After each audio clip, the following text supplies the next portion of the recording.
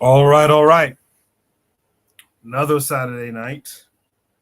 Therefore, another Saturday night shoot the breeze. Um, I wanted to come on quickly, let you guys know what we have in store. Of course, every time I start to get on here, that's when my phone starts making noise, right? If you can hear my voice, do me a favor and drop a 1 for me in the chat. If you could do me that favor. I noticed that someone dropped a 1 for me last week, but it ended up in the comment section, and I saw it after the show. So I don't know why that is, but make sure you're in the live chat. Drop a 1 for me, okay? Pro Black Perspective just dropped a 1, so I appreciate that. So you guys can hear me. So what do we have in store tonight? Tonight we're going to talk about the potential programming of Black women from TV and movies of the 80s. We're going to talk about misandry noir, or feminism, by the older generation. We're going to talk about a story that the prompt basically says he cheated on their mom. That's it. So we'll have to see what that's about. We're going to talk about why we are ignoring UNESCO still. We're going to talk about Harvard professor gets resigned by right-wing Jewish billionaire contributors. I saw that story this week too. I'm sure most of you did as well. And I have a possible here. If we don't get to it, we'll do it next week. South Africa charges Israel for genocide. Just a reminder, if you post topics on the Discord, keep the topic itself succinct, and also give me timestamps on the video. I have a video right now. I don't know what the timestamps are, and I cannot play a full 30-minute video. So make sure you give me the timestamps. In the meantime, I'm going to start the show officially. And on the other side, I will drop Shoot the Breeze topic number 1, as well as introduce any and all of my panelists. So you guys do stay tuned.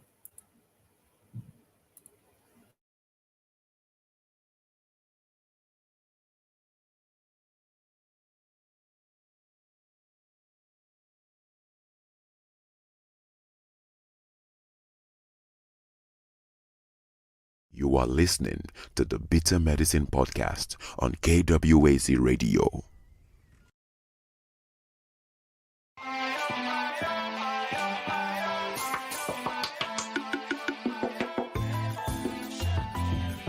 Welcome to the Bitter Medicine Podcast, where it's all about Black empowerment. Our show focuses on Black news and entertainment, arts, science, economics, history, people, and strategies that uplift, empower, and motivate Africans within the diaspora. And now your host, whose favorite color is black, Goku.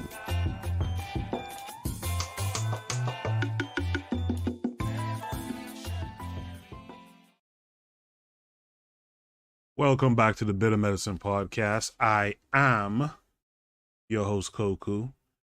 Just want to remind you guys before we get the show rolling that this show is part of a podcast network called KWAZ Radio. There are other shows on the network you are invited to tune into. This is D Webb with the Harsh Reality Podcast, asking you to tune in where we tackle the news of the day that affects our community, only on KWAZ Radio. Peace, family. This is Oni, inviting you to listen to the Pro Black Perspective, where Black problems are addressed with Black solutions. Greetings, fam. Tune in to The Learning Curve with me, the Revolutionary Matron on KWAZ Radio. You are listening to the Bitter Medicine Podcast on KWAZ Radio. Yes, y'all. Welcome back to the Bitter Medicine Podcast. As we do every Saturday at 8 p.m., the Shoot the Breeze segment of the podcast. I'm building up my interview list for the first quarter of the year. If there's people that you think would be dope to interview on this podcast, let me know.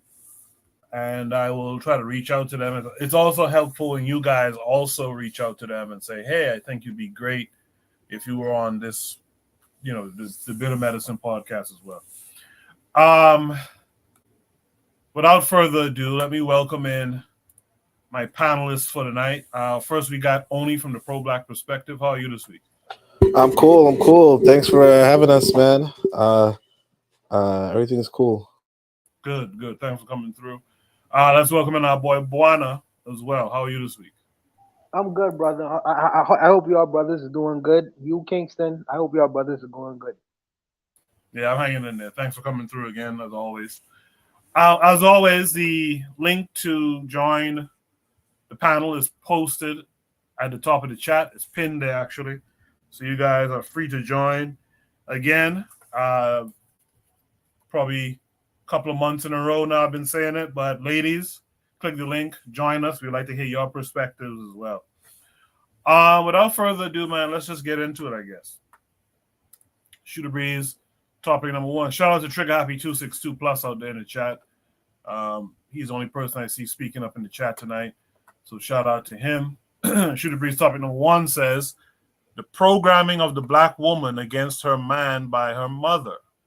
Was TV and movies the molds that created the gender war since the 80s? This comes with a link. Let me share it with you guys. Okay. Let me share it with you guys. So it looks like an episode of, is that Sanford? Yeah, it looks like Sanford and Son. Let's watch it. Now, again, I didn't get good timestamps for this, so I'm going to play I'll play as much of it as I can, and then we'll discuss it. You mean give them both up? What you need is a change. Forget about Wallace. Forget about Ray. Forget about Ray twice. Olivia comes first.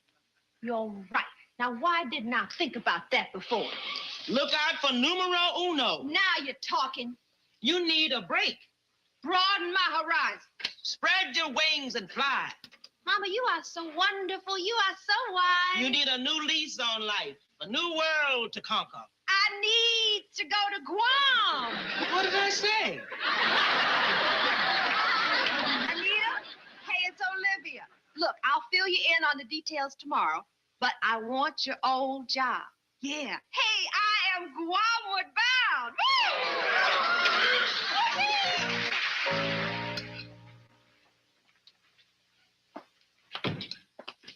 Good morning, everybody. It's a beautiful day, and I've got some great news. Grandma already told us the news. Well, then you must have a million questions. Just one. Where's Guam? Right there. That's not a place, that's a dot. That dot happens to be 35 miles long, and it is a tropical paradise. And I hear it's so dull that one day the tide went out and never came back. I can't go to the tropics. I drive like a prune.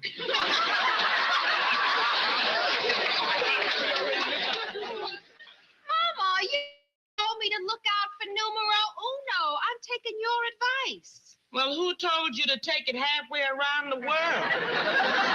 Anyway, you're not going. What?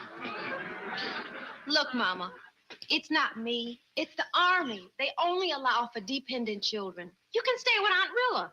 Oh, I can drag myself down to the dump and die. All right, I'm gonna end that there. I think that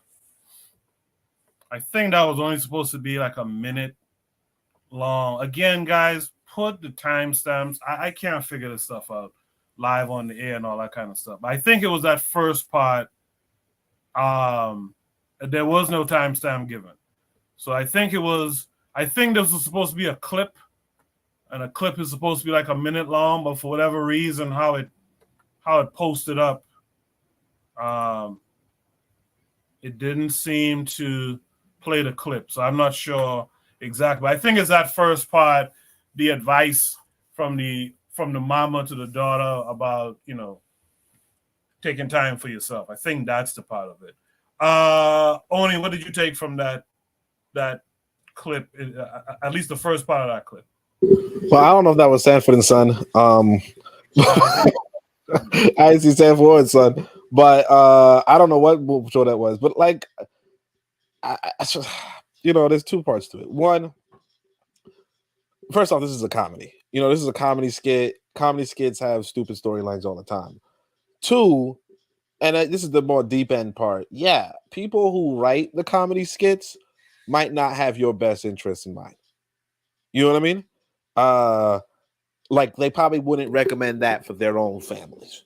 But as far as but like I'm not gonna hyper analyze some obscure, like this is not even Sanford and Son. This is not even like this was like I don't even know if this even aired. Like this might be the pilot, like it might not even be a show for real. But I think I know that lady from 227. I'm not sure though. The mother, the grandmother, or whatever, or the mother. But other than that, I mean, there's not much to like. I don't like. I wish we had a timestamp. But the programming of the black woman against her man by her mother.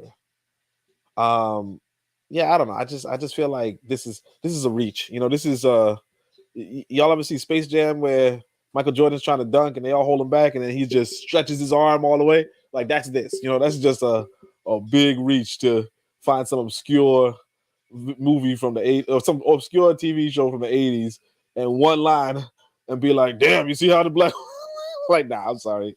Too much right there.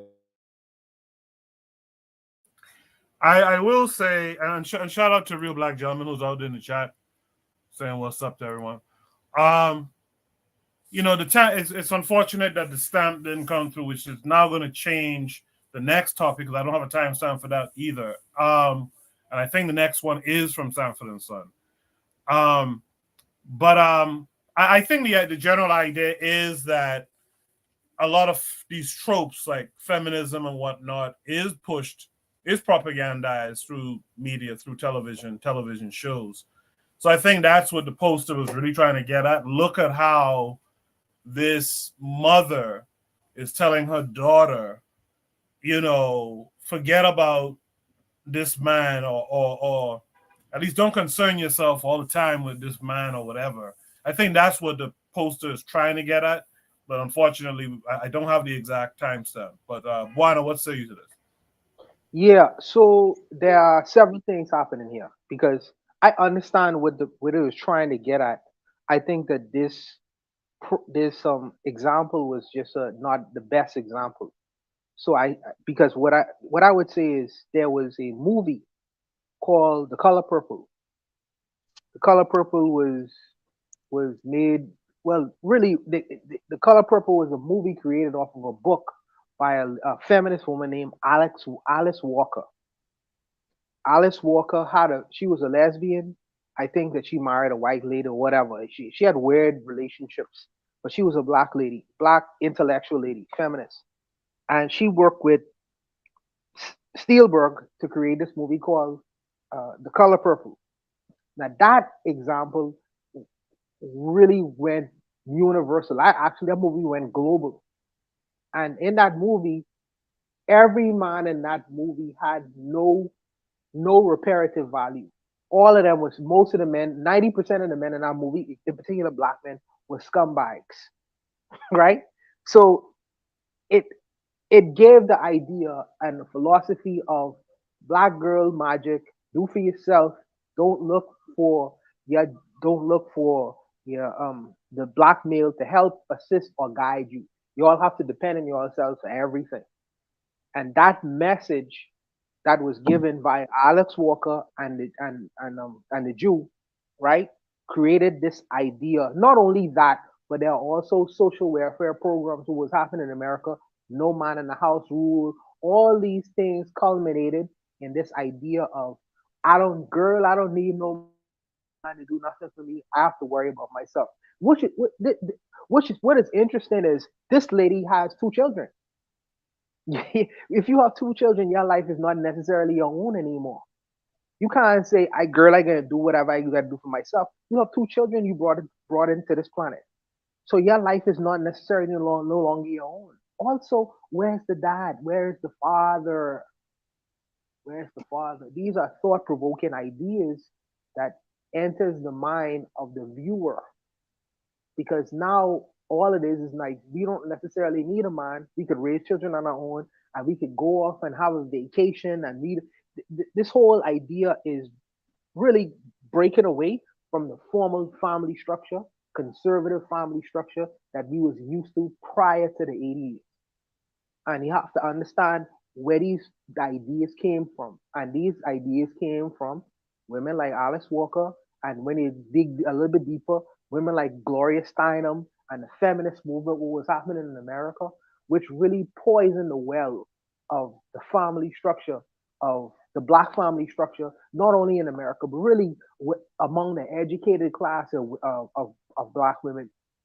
Because many of our women got caught up in this notion. I still have these ideas of, girl, we don't need no, and then you see these weird things happening in the culture, where you see these 40 and 50-year-old women having babies now because they neglected the whole idea of family, prolonged that to have a life, quote unquote life, and they waited until they 50 and 40 to all of a sudden decide to become mothers.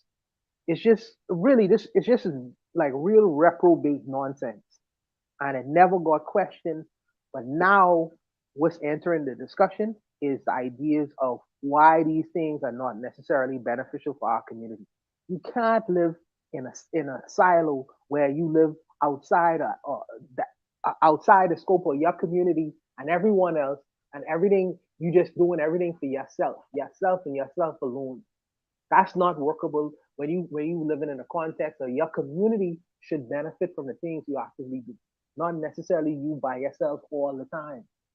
You're not gonna go very far with that kind of philosophy and idea. You're not gonna go very far with that philosophy and idea.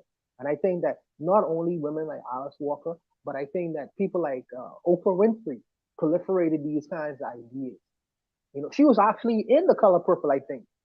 So these kinds of wicked solutions and ideas, I think that they have seen its zenith right now, but we see the pulling apart of our culture and family structure because of these ideas. It's gone too far. We need to go back to what we actually, the foundations, what we actually knew to get our society and our communities together, because these things have proven themselves not to be workable. The female person, and I don't want to put this bag all on the female, and you know, and I want the audience to hear me, but the female has been in charge of the so-called black family since the 80s, 70s to up until now. Has that been of benefit, great benefit to our community as we see it right now? Has that been of great benefit having a female as the head of the home? Has that been a great benefit? And that's the things that we should ask ourselves. This independency is nonsense. We don't have to answer to our black man, but I'll stop there and let the other brothers go, man.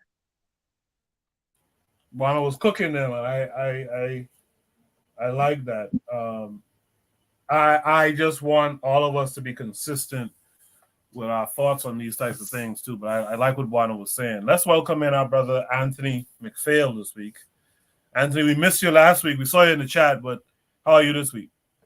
I'm doing fine, Coco, man. Peace to all the brothers and sisters on the panel and in the chat, man. You know, yes, I mean, yeah, when last week I lost my uncle, you know. Oh man, condolences. Oh, condolences, Anthony. Condolences, brother. Thank you. You know, one of my uncles had passed. So, you know, everybody was over there, you know, over there trying to console the family, you know. But yeah, that's what that was. But yeah, man. Man. But I'm good though. I'm straight, man. I'm straight. This one right here, man. This really, Boyler took everything I wanted to say. He took everything. I was over there and missed out on that part about Gloria Steinem. You know what I'm saying? But yeah, he took it. He hit it on the head, man. You know, and he hit it on the head. This definitely was something from the top down, man. in my opinion. That's from the top down. You know, like if you remember Good Times, y'all remember the show Good Times? Yes, Oh sir. yeah, Yes, good sir. times. Yeah. Good Times. Now in Good Times, you know that old Jude, what's his name? I think it was Norman Lear, one of them. You know, he had he wanted to take the father out of that family, but Lady Miss Estelle, I can't think of her last name, Esther but Rowe. you know, Esther Rowe, she said that she put her foot down and said, "No, if you do that, I ain't gonna do it. No, I'm not gonna play the role. You got to get somebody else to do it." You know, they wanted to take the father out of the role, you know, and make it that role, that typical, you know, that strong black woman thing. And when I say strong black woman, I'm not saying like in the positive way. I'm saying in that way that we talking about. I don't need no man. I can do it all for myself. You know what I'm saying? But she put her foot down there and she said, "No, I'm gonna have in my family, it's gonna be a man, a father figure in the family." You know, and she put her foot in, and they gave in to it. You know, they kept James around until they finally had, you know, they canceled him because James, them, you know, got tired of all the cooning and stuff they were doing with the JJ character. But she, it's definitely, I think, cause see, when I grew up, man, I never heard nothing like that. I'm gonna tell you a story real quick if just bear with me just for a second. Okay, now I'm 56 years old. My mom, you know, gave birth to me when she was like 18. She was 19. Now she wasn't married, and she had you know, she was with a boyfriend. Well, the boyfriend, when she got pregnant, the boyfriend left. Now my father. Okay, the next time I seen him, I was 5 years old. The next time I seen him after that, I was 12 years old. The next time I seen him after that, I was 42 years old. And this brother lived right across town from me. And never one time did he even ever try to look for me. Now, you know, and, you know, of course, I had a little resentment, you know, everything. But one thing about it, my mom she always told me, said, "That's still your daddy." Regardless of him not being in your life like that. And she had every right to be like that. But she said, "That's still your daddy." You know what? Whenever I got to I was going to talk bad about him, she said, "Don't do that." She told me not to do that. And my mom raised me, and I got 3 other brothers. You know what I'm saying? And she raised all us by ourselves. And like my brothers, we had different fathers. No, they all had the same father, but you know, I have my father. And and that relationship ended kind of bad too. He happened to be an abuser. But what I'm saying, anytime we ever, you know, kind of like got pissed off or mad at them, you know, she said, "That's your daddy." And she said, "Don't do that. Don't do that." And so I'm saying that what we seeing in the movies, like the with Color Purple and all that stuff, man, I never seen that growing up. I mean, I'm quite sure it happened somewhere, but I never seen that. And my mama had all of the smoke, she had everything that could have made her go that way, but she didn't do it. But I'm saying, I think it's just it's a propaganda thing, man. It's a propaganda thing. You know, cause a division between black men and black women. Look at Gloria Steinem with that white family. You know, that woman was an agent back from the CIA or somebody. You know what I'm saying? That was her job. That was part of her job. You know, to create that division. You know, with this, you know, white women will respect you more than your black man. You know what I mean? I don't want to go on too far, man, you know, but yeah, that's how I feel about it though, man. I think it's from the top, because growing up, I never did see that. I'm quite sure it happened somewhere, but I didn't see that, man. Like I say, my mom, she could have been one of those type, but she never was that type. And I'd knock off right there, man. I'm sorry going on too long. Hey, Anthony, you ever ask when you became a man, right? You ever go into your pop and ask him, you know, why you piss off and never like really check until like you ever ask him what's up? Yep. All right. When I met him when I was 42, I had I met one of his brothers, one of my uncles. I met him, and I was talking to him, and I said, "Man, you know, because I'd been trying to get in contact with him, but you know, at some point, you like, well, man, if you don't want to see me, what I keep on spending my energy for?" But I put that out there, and he went back and he talked to him, and he finally came to my house, man. And we set up, we talked, and we chopped, and we had a good conversation. There was no swinging. I wasn't pissed off at him because I was grown now. You know, I mean, I'm grown. I'm doing good. I mean, it wasn't nothing for me to be upset about. You know, I missed out on a lot of things and went through a lot of things. You know that, you know, if he had been there, it would have been better. But at the same time, though, I mean, I wasn't mad, man. We shook hands. I embraced him. You know what I'm saying? And we left like that. But the sad thing about it, I ain't seen him since then. crazy. But yeah, That's crazy. That's crazy. yeah.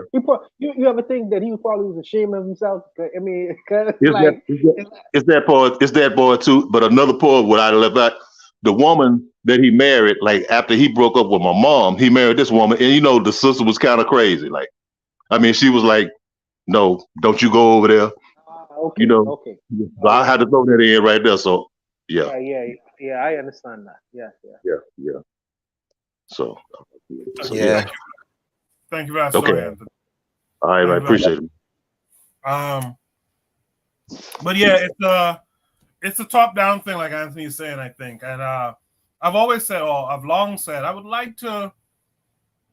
I could be a fly on the wall in those meetings that these types of things lead to, right? Like the meetings that say, okay, well, we have to, I'd be curious how they talk about it. How they talk about we got to push a certain narrative, how we got to push this propaganda, how we got to indoctrinate through these shows. And I would like to see how they go about selecting these shows and stuff. It's just a curiosity I have.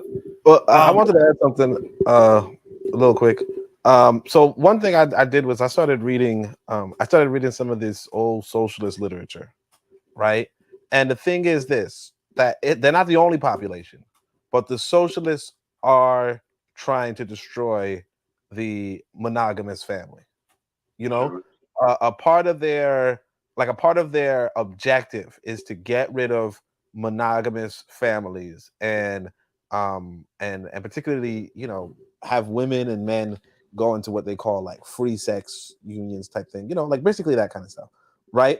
So, and they're not the only population, right? I think I'm going to try to have to disclose it a little later in a book or whatever, but the point is that there's a lot of people who are bent on destroying the monogamous family, right? The thing is this: suckers don't see it. Suckers don't peep game, and unfortunately, Black Americans, strapped for cash, are gonna be suckers. They're going to be suckers, and you're gonna fall for it. Hook. 9 times out of 10, because people with more money are gonna say, you know what, we can use this for the propaganda because they don't get it. And then all you really got to think is, because right now what I'm doing is I'm trying to write a new ideology, like an ideology. But let's say you say to yourself, I don't write an ideology. What is the ideology of Black Americans? Like, what is the ideology? And for the most part, most of us will guess we're liberals, generally speaking. Some people might even say socially conservative, financially liberal, or something like that. I don't know what the word is, but you know what I'm saying, right? But the reality is this: as long as your ideology is from another people, right? As long as your ideology, because those things, conservative, liberal, those are white folks stuff, right? As long as your ideology is from another people, right? You can be penetrated by another people, no pun intended. And so this is what we see. Again, the socialists. You read Engels, okay? Engels is writing in 1870 something. He's writing in 1850 something. He's writing when African people were enslaved, in America. He's not thinking about you. He's saying, how can I destroy the monogamous family in Europe? Okay, he's not thinking about African Americans. He's like, how can I destroy the monogamous family in Europe? But you know damn well that today, in this day and age, that a good percentage of us are down for the socialists, down for the Marxists, down for the so on and so forth. Those socialists, those Marxists, what they want to do is destroy the monogamous family. If you don't believe me, pick up the book by Engels. I read it on freaking on Pro Black Perspective. But even so, you don't have to look to that. You could just go to Engels' work. I can't remember what it's called, like family type shit. Maybe I'll type it in the chat. But you just open it, you look at the chapter that says monogamous marriages, or the monogamous family, and you just read it, and you see, yes, he says it in blue and in black and white. He says it, get rid of the monogamous family. And this is Engels, and this is Marx's right-hand man. I just want y'all to peep that. So it's not even about Black women. It's not even about the Black community. It's really about certain demographics, including socialists, not just limited to socialists, but certain demographics are about destroying the monogamous family.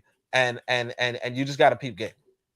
They're just using us because, who else who else is desperate enough, you know? And they're using their own people too, but they use us and other desperate people. That's it. Yeah, I think that's a good distinction. After you finish, I was going to say that sure, you know, they've been brutal to themselves, but when there's one of us who enters into the room, they will turn and be most brutal to us. So yeah, I could definitely see where you know, I could definitely see where there's this ideology that's supposed to harm the general masses, but because we're so susceptible to much of it, you know, it harms us. It tends to find us, I find, the most. Before I get to my next panelist, let me read a couple of things from the chat. Trigger Happy 262 says, also, it doesn't make sense that people who were previously oppressed would have the same power dynamics of enslavers of plantations. He goes on to say, I think any Black communities should be analyzed from the point of said communities being incomplete in family structures as opposed to the male or female being the head. Black families are occupied. He also gave condolences to Anthony, as we all did as well. Jose is here saying what's up to everyone. He says they feed sentiments that are already present. That's a fact. Then make it look like it's the norm. After that, people actually think that they have to behave like that. Same goes for the music industry. Academia is big for that too. I talked about that a little while ago. Academia is good at listening to what a handful of college students is talking about, and then a few of those academics turn that into a wave, and they ride that wave for their own personal use too, and then it becomes a thing for everyone. Talawa Adodo, I think you might be new here. Sorry. Talawa says ideological diversity equals diversity in political confusion. He goes on to say socialist Black people know more about Europe than themselves. That's their problem, right? With all of that said and heard, let's welcome in our boy Erzuli to the conversation. Erzuli, how are you this week? Hello, can you hear me? Hello? Erzuli, mic is muted if you're talking. I'm talking. No, we can hear him. I can hear him. Can you hear him? No, I can't. I hear it. Really? No, I can hear him. I can hear him. I'm gonna say this. Only you pissed me off just now for your take, but I'm gonna go this. We just put something that said the stem. There was 3 videos of this where she's going in, where different people are trying to talk her out of a family unit. So first of all, in that season, the father of the children runs away because he's into debt. He's not a quality husband. He runs away because he plays the numbers a lot. So they were trying to kill him. So he runs away, leaves the family, doesn't tell the family where he's going. So the mother, after a couple of years, starts dating somebody, and then she files for divorce. Somehow he gets that she's going to file for divorce because she needs to divorce him so she could get married to the brother that you see there, the army brother in there. But throughout the season, it's a 13 season. It only lasted 1 season. Throughout that season, they're making fun of the father. They're showing you how he's not a husband, how he's not financially secure, and all of that. And the other brother, who's the military man, who's trying to marry her, is financially secure, but they make him like he's a dork.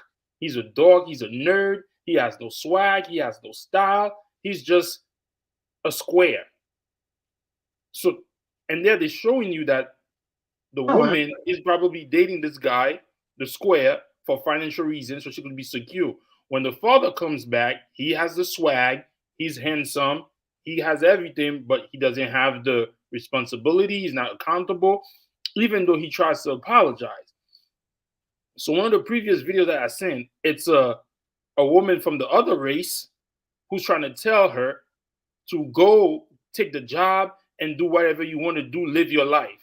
And then in this video, the mother is telling her, I see that somebody just said that before. I don't know if it wasn't on the chat, but her mother, if you listen to what she said, "Oh, mother, I thought you said you stayed there for the love of the children or whatever." And the mother said, "I didn't like it." And then she goes, "So why would I do that?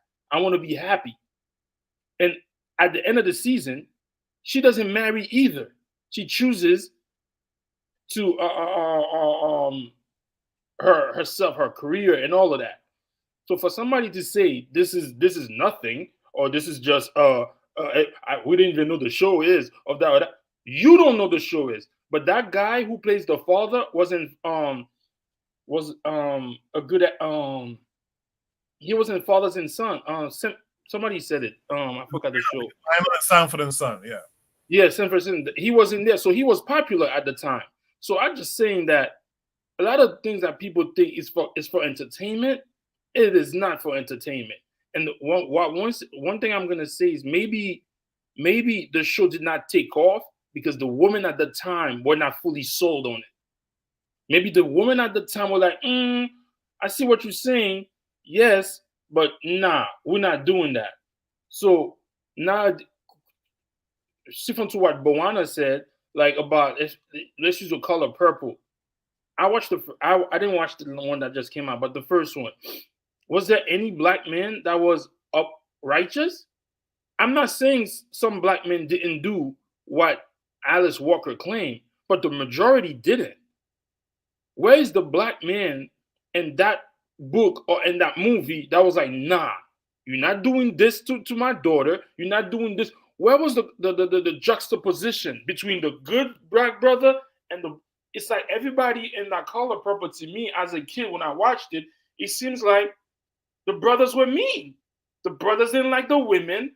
The brothers were just straight mean.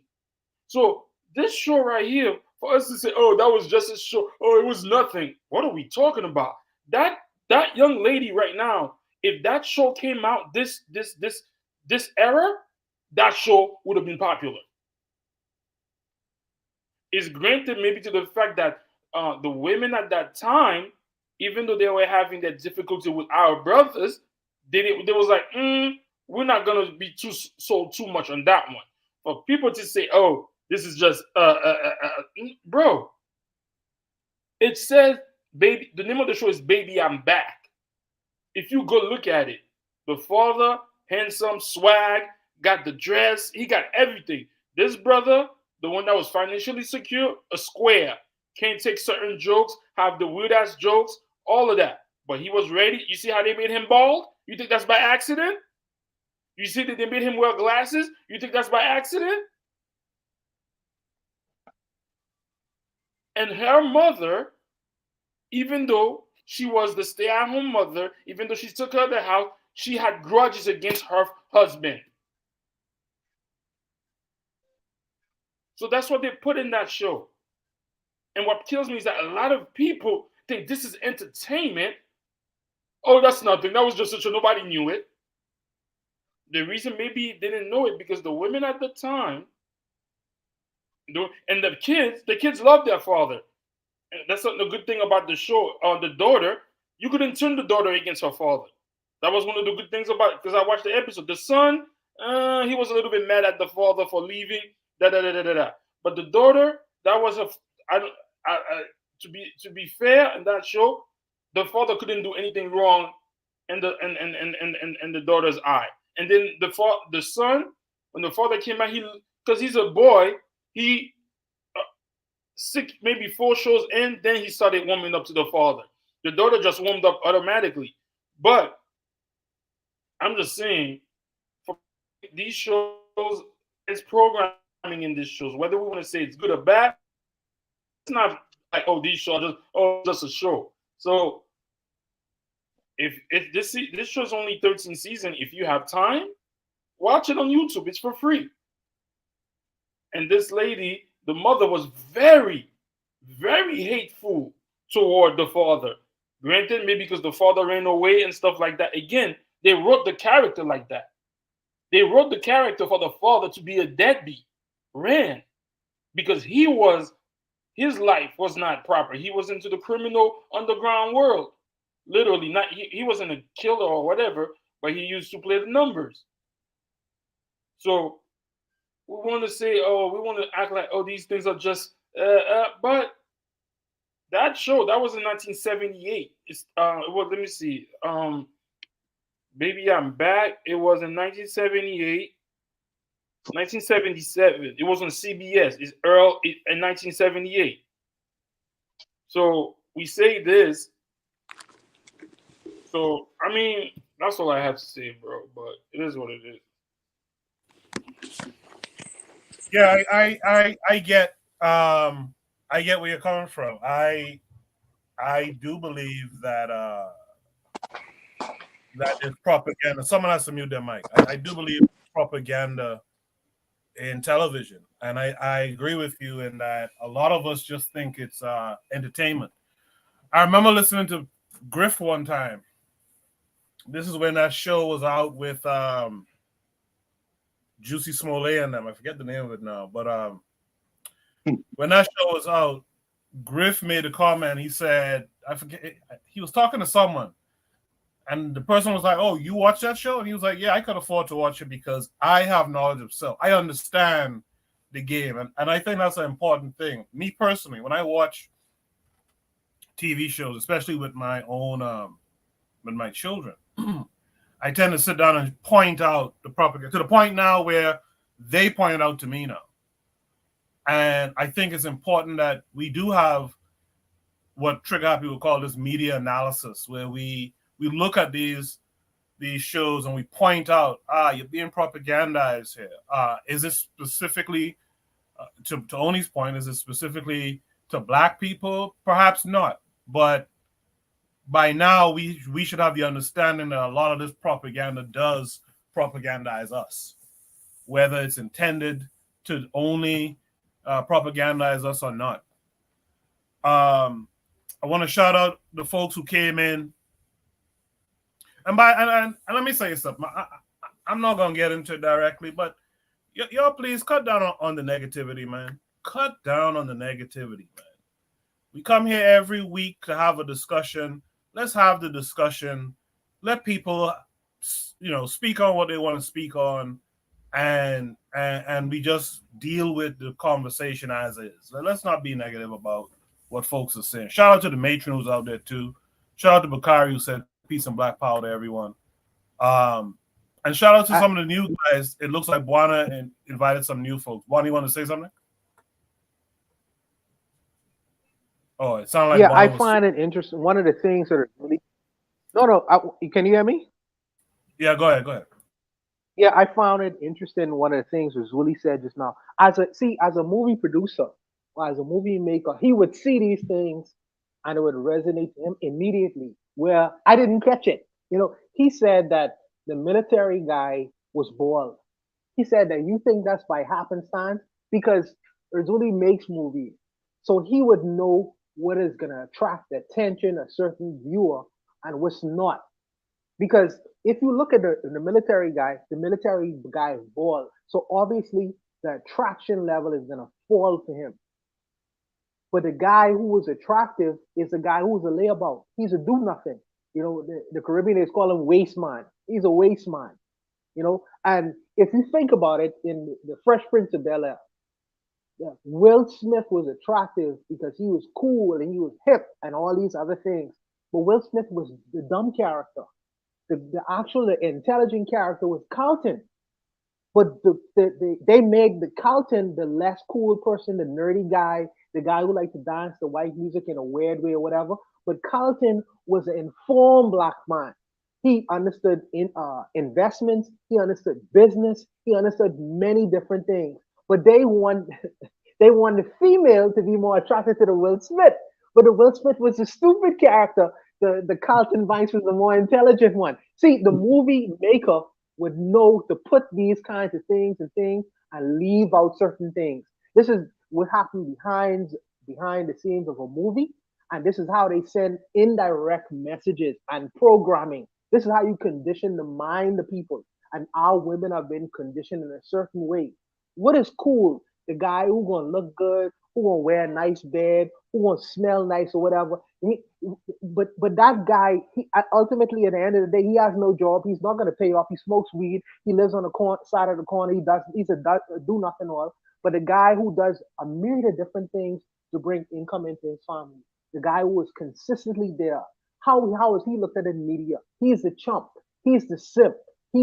So it's interesting how they send that indirect messages to to really break down the family our family structure because they give our black women tastes what to chase after and what to reject in the same way they do it to us too.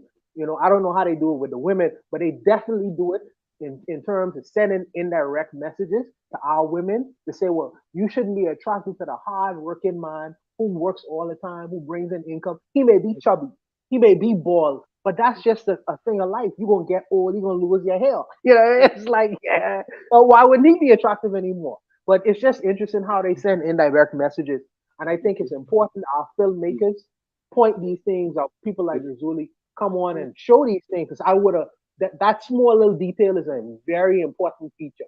But I'll just leave it there and let the brothers go. I'll just add to what Buana said.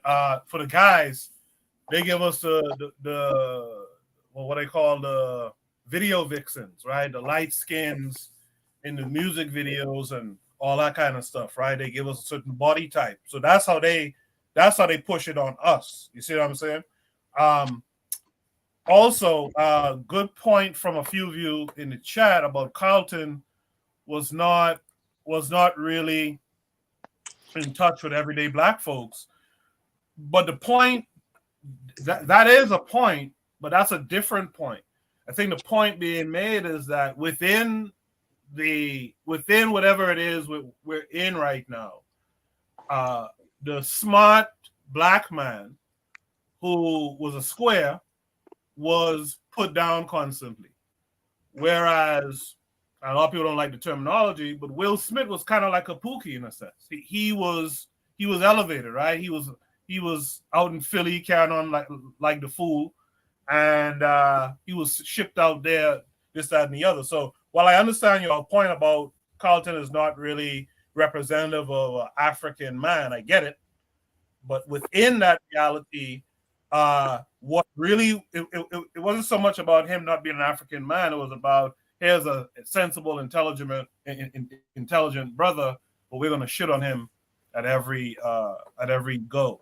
Whereas the slacker is the one who pulls the chicks and all that kind of thing. We have to be very we have to be very aware of these things, man, and how that translates to a lot of people. Yeah.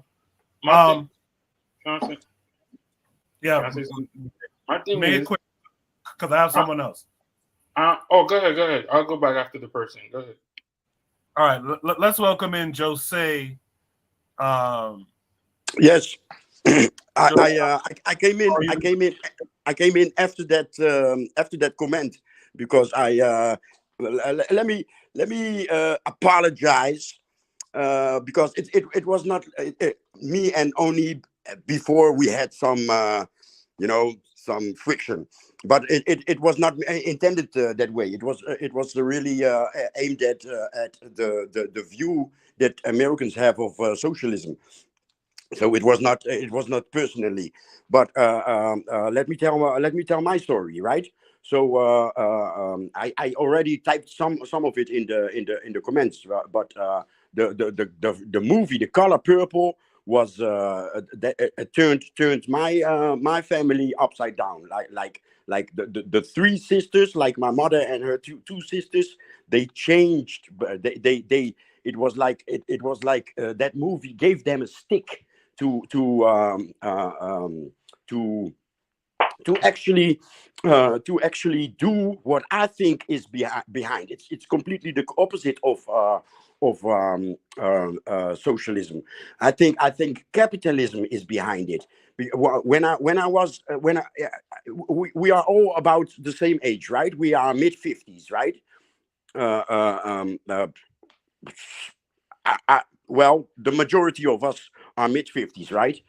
And so when I was about 11, 12, that's when that movie came out, right?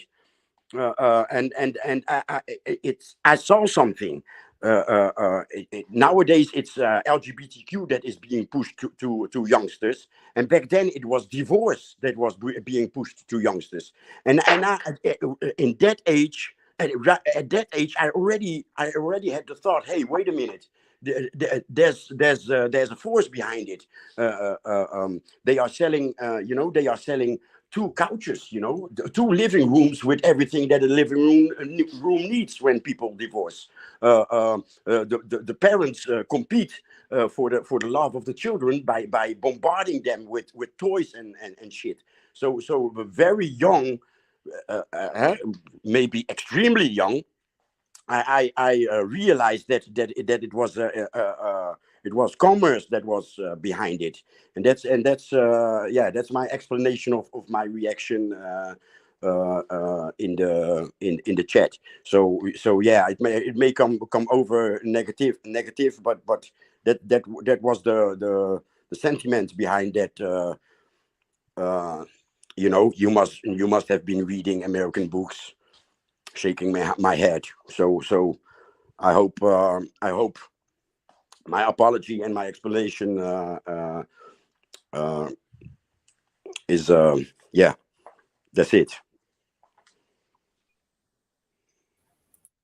Appreciate that, Jose, and thanks for coming through. Does anyone else want to add any further thoughts? I know Zuli wanted to add something. You could go ahead now, and then whoever wants to add after Zuli's done, go ahead and add.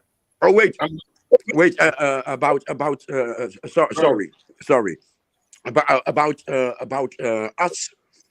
I think it stuck with us because we have no power. So this bomb, this how did this waste man. I think because of this image of this waste man, this man with no power. I think with us it stuck. So it was not aimed at us. It was everybody has to divorce and have two households, so we can sell double the households, right. But I think it only stuck with us, but it was not aimed at us. Everybody was supposed to divorce.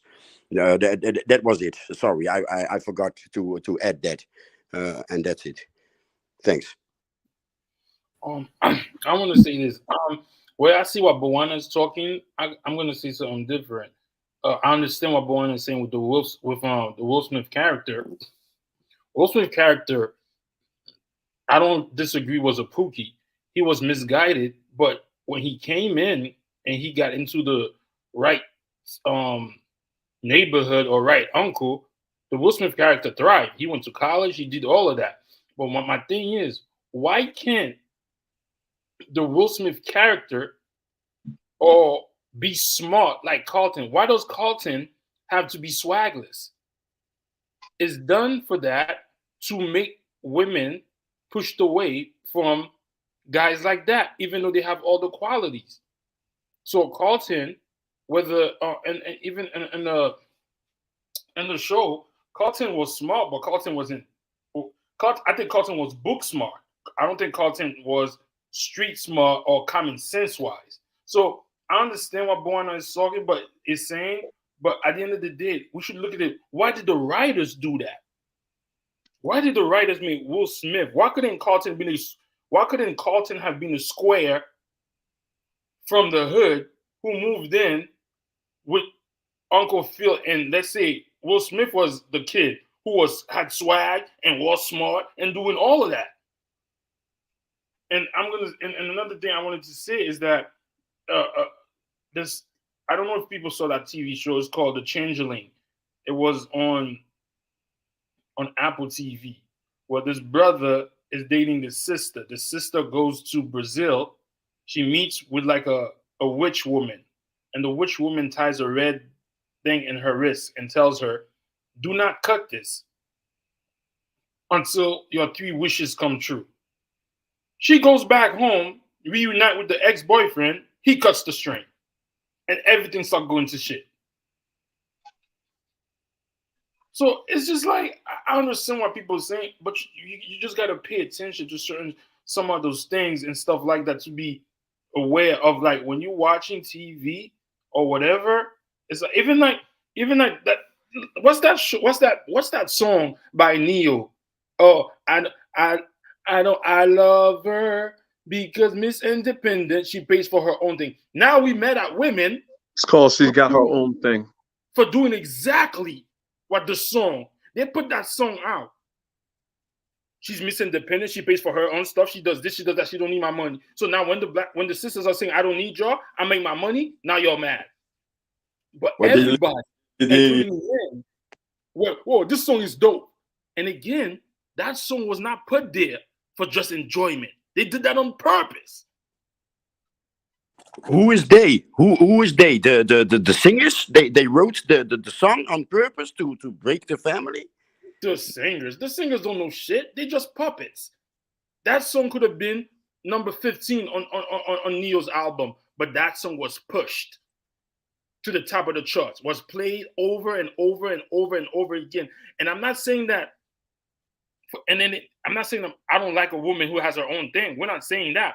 But that comes with, I don't need a man. What you there for? Can I say something? Go ahead, bro. Only we believe that whites have this type of power, man. They do everything. They do everything. What do we do? Bro, I agree with Jose a little bit because I think that's a bit of a stretch. I think more women, if you take a poll, I think more women love that song than men that love R&B that love that song. But to say that it was put there to have a divide there, it was already unfortunately a divide between the sexes among the black community. I mean, you got the Manosphere, you had Kevin Samuels, that song was there before the Manosphere, bro. That song was there before the Manosphere, before Kevin Samuels. No, and we're not. What I'm saying is, I'm not saying that the song was the one that did that. But I'm saying it fueled it. While we were dancing, while we was happy, drinking, and loving that song, putting it on the top of the chart, that's what it was entering our system, our mind. Whether you want to say it or not, that's what I'm saying. Okay, I have a background in music marketing, and surprise, fellas, it's women that buy music. Even all this that ratchet shit and that how do they call it? What they blame rappers for doing? It's women that buy that shit. It's women that buy that gangster. Who wrote it though? Who's singing it? It's a man that's singing it. He put it out there to make money off women. Exactly. So it's marketing. It's just marketing. But that's what I'm trying to say, Jose. I'm just saying that music is not there just for the sake of it by itself. That's all I'm saying. I'm saying that music is not just, let's put it, what happened to song like R&B right now is like a gender war, just like hip hop.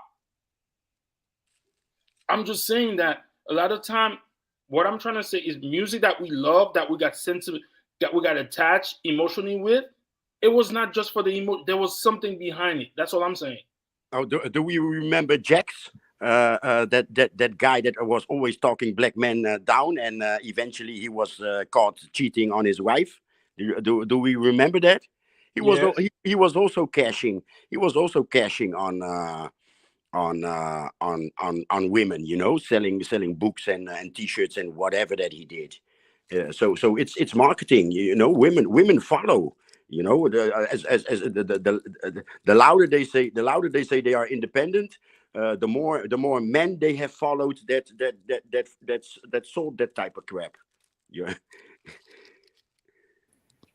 Let's officially welcome in the brother Kofi. He spoke before, but I didn't realize who was talking.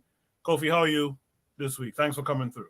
I'm doing good. I was invited, but I'm sorry. My brother on the panel. I just had a live, and we had a good discussion, and he invited me on here, and I pretty like what I'm hearing. So, a little bit about me. I have my own YouTube channel, Kofi the Black Critic. I'm Guyanese. I'm Guyanese American. I bumped into Jose before. He was on so-called Pan-Africanism Strikes Back and on Dinus and stuff like that. So some little bit of familiar faces here. One, I do agree with what you're saying, and having family that goes in the military and traveling. We have to understand that things put in media is not done by accident. There's a purpose for it. There's an absolute reason and purpose for it. There are people, believe it or not, in this world or wherever you're from, in the United States, that have never seen a black person. Never seen a black person. And they think that black people, I heard a lot of people that go overseas, especially in Germany, places like that, think that black men have tails. They think that black people are just inherently violent and dysfunctional. And it's like, wait, if you never met a black person before, why are you saying this? Oh, TV. You're like, what? So there's a saying that art depicts reality. So, movies, cinema, things like that, they consider that art. Yeah. Art depicts reality. So we may see it as, oh, that's entertainment. That's just entertainment, right? Other people see it as, no, that's who you are and what you are. So we have to be very responsible. You never see anything very negative about Jewish people. You'll never on TV. You'll never see anything really negative about Hispanic people to a degree where they put a lot of negative images about black people. And that's one thing I about our people that I really don't like, is that we let a lot of it go away because, as our brother say, oh, it's just entertainment. No, it is not. If it's just entertainment, why are we always got to be the butt of the joke when it's entertainment? Why you don't see that about certain segments of other? You can't say that about Jewish people. Jewish people are white. You think you could say something about Jewish people being misers and no, you get canceled. You get canceled right away. So sorry not to be long-winded, but again, I agree with it, and we as a people have to be a lot more responsible for our image, for our images, no matter who we are or where we're from, because the whole world look at us as we're the same. If we're a continental African or Black American or someone from the Caribbean, such as myself, it's a stain on us all. So I'll give the panel back to you guys. Appreciate that, Kofi. I want to shout out Cheryl as well. I haven't seen your name here before, but thanks for coming through and thanks for participating so much in the chat. Really appreciate you being here. If there's no last words on that topic, because we've been on it for a while, let's go to Shoot the Breeze topic number 2. Again, thanks to everyone who came out tonight, as usual. Thanks to all of you in the chat. Thanks to all of you on the panel. You guys who on the panel, stick around so that we can have a good conversation tonight. Shoot the Breeze topic number 2 says, is this positive criticism or insult? This came with a link that takes us to the gram. Let me see if I could get this thing. Let me see. I saw Forecast do it earlier this week. Let me see if I could do it. I could start it from the beginning. All right. Let's check it out. And American. We'll discuss it. Oh, I guess there's no sound, so let's just watch it. I'll play it a couple times.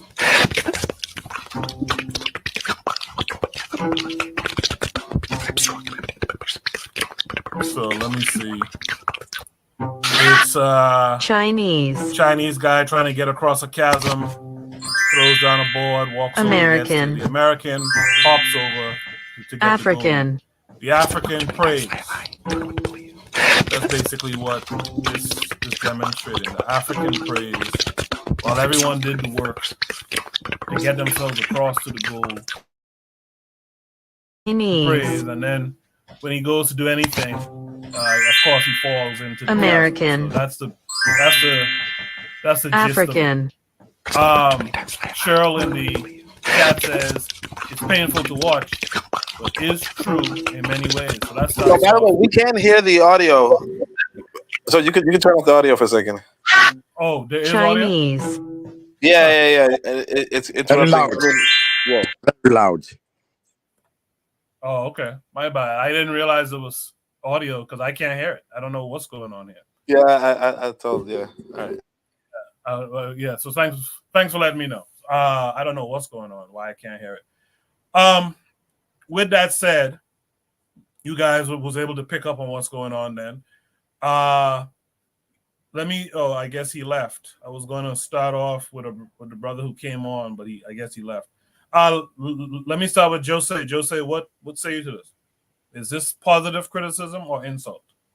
I'm afraid it's 99% reality. I'm sorry. I say 99% because I've seen very Christian Nigerians in Senegal doing very well as businessmen. So they pray and do the work, but. Too close people too close are like this, people too close in my vicinity, is that the word? They operate like this. They even invited me when I had an infection on my feet. They invited me to come to the church and pray it away, and I was like, nah, you must be kidding. So yeah, I can be short about it. It's I'm afraid it's there's a lot of reality in it, and that's it. Appreciate that. Kofi the critic, what say you? Or did Kofi drop off? I guess he dropped off too. Let's go to Azuli. Azuli, what say you? I'm gonna say that it could be. I think it's an insult in a way that okay, it could be an insult. To me, it's an insult because I don't think they. No, you know what? Forget it. It's not an insult because black people don't really tap into the African spirituality. But I think this guy is talking about praying to God or to Jesus or whatever. And if that's what he's saying, if I'm going on to the Christianity and to the Islam, yeah, this is we only relying on faith. But is that because are they saying faith alone can't get you where you going? So, but what they're saying is that Chinese people, American people, don't believe in spirituality. They say it's fake. Then, so are we being are they saying that we're being programmed for failure? So, I mean, it could be both, but the insult that could be positive criticism. Insult is that if our spirituality does work, maybe it's trying to get you away from that, saying it doesn't do nothing. So again, and then again, this is for this to be like an Asian person, and that man looks like an Asian man. So what are they saying? So they're saying that all of that thing we go into Africa, taking all your natural resources off the top with no thing. You go into the mosque, you go into church, and you go into your African spot, and then nothing is happening for y'all. So I mean, I don't know, man. I can see both sides, but right now it looks like it's a criticism that we guys are just insane. Keep praying and we're praying, but it's the same result. We always have to not benefiting from our prayers, if that's what it says. That's all I gotta say. I'll tell y'all, I've had personal encounters with black folks, in this case Caribbean black folks who will like, for example, I was tutoring a woman a couple years ago, an older woman too, and I asked her, did you study on what we did last time?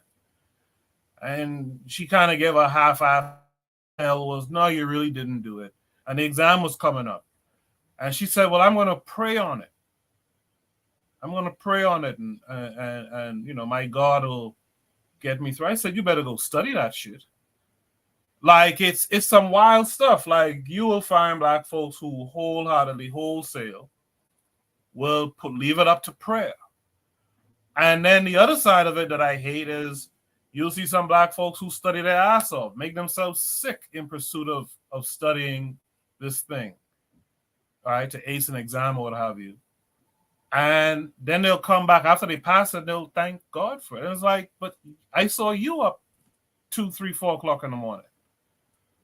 by yourself studying. I saw you, hardly eating, right? But they'll come and they'll give someone else that credit. So I do believe there's some truth to it.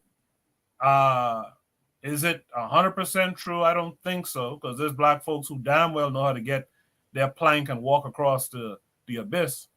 But I do think a lot of us tend to leave it up to some higher power that we perceive to be there. So I think that's something that we have to address. That was Azuli. Let me hear from Anthony. Anthony, what say you? Hey, man, I'm sorry, Coco. I had stepped off and went to the kitchen for a minute to do something, and I kind of missed the video, but I heard the brothers talking about it. Could you just give me a real quick update about what it was about? Yeah, in fact, what I'll do, so I kind of figured out the sound issue. I'll play it again.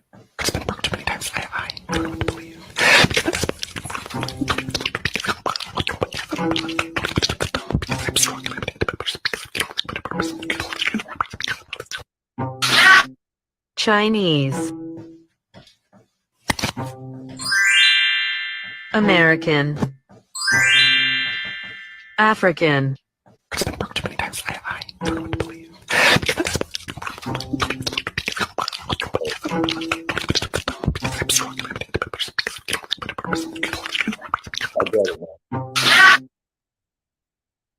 think I got it. Right, did all that praying and then still fell off the cliff. So yeah, I got it. Or is it an insult? I want to say this. Okay, I ain't gonna say it's an insult. I'm gonna take this position right here, because I think it's basically saying about, okay, no, you like you pray. Remember, okay, I'll put it this way. Remember what that song? I can't remember what song that Bob Marley is saying. Was it Get Up, Stand Up? Well, he was saying how black people, how we as African people are looking for Get up, stand up. Yeah, get up, stand up. Yeah, we looking for heaven. We looking for our paradise and heaven in the afterlife. You know what I'm saying? When he's saying, but it's right here on earth, and you got to go out and make it. Okay, I mean, excuse me. And then if I could quote a Bible, if I could use something out of the Bible, because since the majority of African people in America are Christians, I say this here: when we go to church and we hear the pastor saying some of those stuff that Jesus said, we don't really understand what he's saying, because Jesus said what? The kingdom of heaven is within you. You know what I'm saying? It's within you. So while we spooked out, like forecast say, worried about afterlife and how we gonna be in the afterlife, we gonna make it to heaven if we gonna be on the good list, that stuff. You know what I'm saying? We should be there. You should realize that your heaven could be on earth. Everything that you need, you got in your own mind, man. It's within you. The power was in you. We got the power in us. You know what I'm saying? But we spooked out on the religious thing. I mean, the religion thing played, and religion is different than spirituality. But I'm saying, but the religion thing played a trick on us. And I just think that, it's like the kingdom is within, all the power is within us. You know what I'm saying? And the Chinese and everybody else, they don't realize that, man, we ain't on that old mess right there. We know that this is us, man. We ain't waiting on nobody in the sky to come and do this for us. You know what I'm saying? We're going to go and do it our damn self. And that's where we missed the boat. I just leave it at that right there. I appreciate that. Yeah. Anthony, in the chat, the matron said, first of all, every other group came to the challenge with a tool needed to succeed. Yes. So something material, right? A tool needed to succeed. James in the chat asked how I joined the panel. Only gave him the answer. Yeah, click the link. You'll see some links pinned there. Click the link that says panel. It says StreamYard in the link. Just click that, and I'll let you on. Cheryl said Chinese have spiritual practices too, but then they get up and kick ass. We can walk and chew gum at the same time. Well said, Cheryl. Should we start with number 2? Is this positive criticism or an insult? Let's hear from Buana. No, I understand the prompt. I understand the prompt to say that black people pray. Marcus Garvey say sometimes black people pray too much. So I understand the prompt. I understand the prompt. However, I don't like the context of the prompt because it seemed in this video like the people in this video was be able to conquer or master nature. And I'm asking the question, who has mastered nature more than an African? Just consider the African man was in sub-Saharan Africa. Our ancestors, our immediate ancestors in sub-Saharan Africa. What's in sub-Saharan Africa? The most dangerous animals, predatory animals known to man. The only reason we wasn't able to end up in some animal's stomach was because we had the ability to reason better than animals, which was much stronger, which was more faster than us, all these other things. So we was able to use reason in these areas. We was given religion, make no mistake about it, especially European style religion, which take us away from things. But we was able to master nature. You know, we was the first to able to reason and think and defeat our immediate predators. We would have ended up in a lion or some stomach or some animal along or coyote or whatever is in sub-Saharan Africa. So to suggest that we ain't reasonable or we don't reason through nature, that's just a misnomer because we've been doing it for hundreds of years. And we've been doing it with African spirituality. There are Africans that still live among nature right now, don't end up in the stomach of a lion or don't end up as in the stomach of a boa constrictor or the poisonous venomous snakes that exist in sub-Saharan Africa. They've been able to live among these predatory animals. So obviously it takes a high degree of reason to escape the stomach of these predatory animals. You know what I mean? So to suggest that we lack reason, I think that's very unfair. That's very unfair. Are we spiritual? Absolutely. But that don't necessarily mean we get rid of our reason. I think what happened though is with the introduction of European religions, I think that our religion became perverted, very perverted. You know, because now you wait like this man did, you know, you're at the edge of a mountain and you're praying Hail Mary, that Mary will rescue you off of the edge of a cliff, which is ridiculous. It's ridiculous. Another thing too in this analogy is to suggest that you know my American people are not religious minded. Come on, bro. Everyone knows that American people are religious minded. You know they had in America they have something called the Bible Belt. What's more religious than the Bible Belt? That's the many states reeled together, and they believe in what this guy been doing at the edge of a mountain. So how you could just put it on the African mind? Are Americans religious too? You can't beat us over the head and say, well, we just religious and we unreasoned people. You know, when the reality is that we've been in existing in the deepest part of Africa with the most predatory animals on the face of the planet, and we still survive. That takes good reasoning ability, very good reasoning ability. Not to mention the engineering capacity that we've been producing all throughout Africa. But you won't pin this on us? Come on, man. You don't do that. You don't pin this on us, man.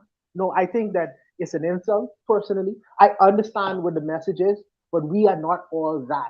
Because I wouldn't pray to no Mary or John or Jesus or Yeshua to solve my problems. I solve my problems with sound reasoning. So you can't put me to that. So, but I'll stop there because I drinking and I ranting. But I'll stop there.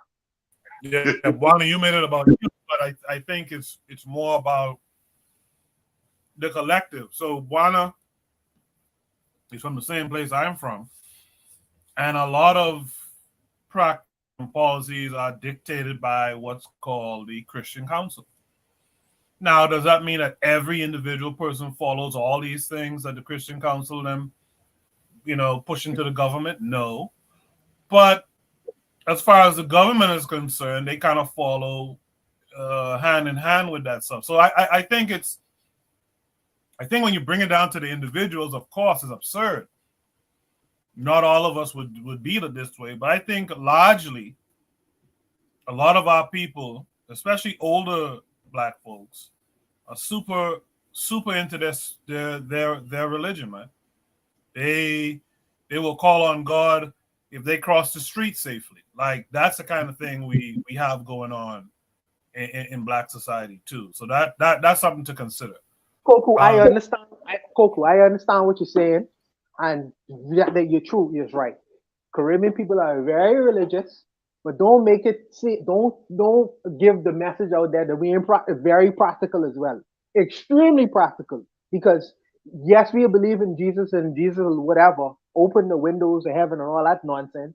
But the reason why your grandma used to get an ASU is because at the end of the day, she know if she can sit on that ASU, she could get a hand. We're going to improve her life materially. So she was consistent with that. So we I feel like we live a balance. We live in the spiritual nonsense and we live in the practical world as well. So I think that's the balance that we carry. That's the balance that we carry. But like you say, you right. The state have a function, and their function is, we are part of the Church of England. I don't believe in that nonsense. I don't believe. I'm not an Anglican, but I understand what you mean, though. I understand what you mean. yeah. I'm just, it's not in contradiction or anything. I'm just pointing out, like in masses. I mean, like right now, when this war broke out, when this thing broke out in Palestine, there's African leaders who talking about Israel's God, and basically siding with one group over the other because they allegedly share the same God or some shit. So it's it's a thing that we have to be mindful of. But with that said, let's hear from Oni. What say you? Oh yeah. So I mean, look, obviously, like Azuli was saying, I guess,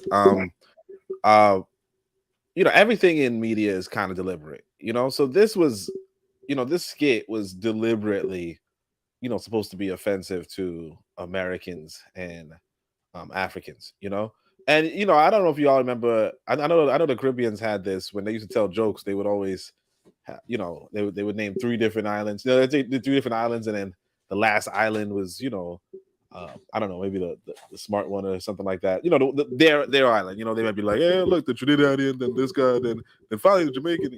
That's what they would do in Jamaica, at least, right?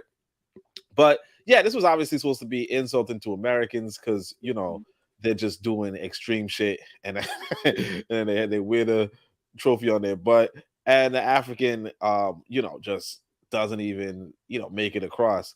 And I don't think they're. I mean, obviously, I don't think they're trying to say that Black folk never had technology, right? But but today, in this day and age, Black folk definitely too damn religious. Okay, they pray too damn much. In fact, you could meet a woman, right?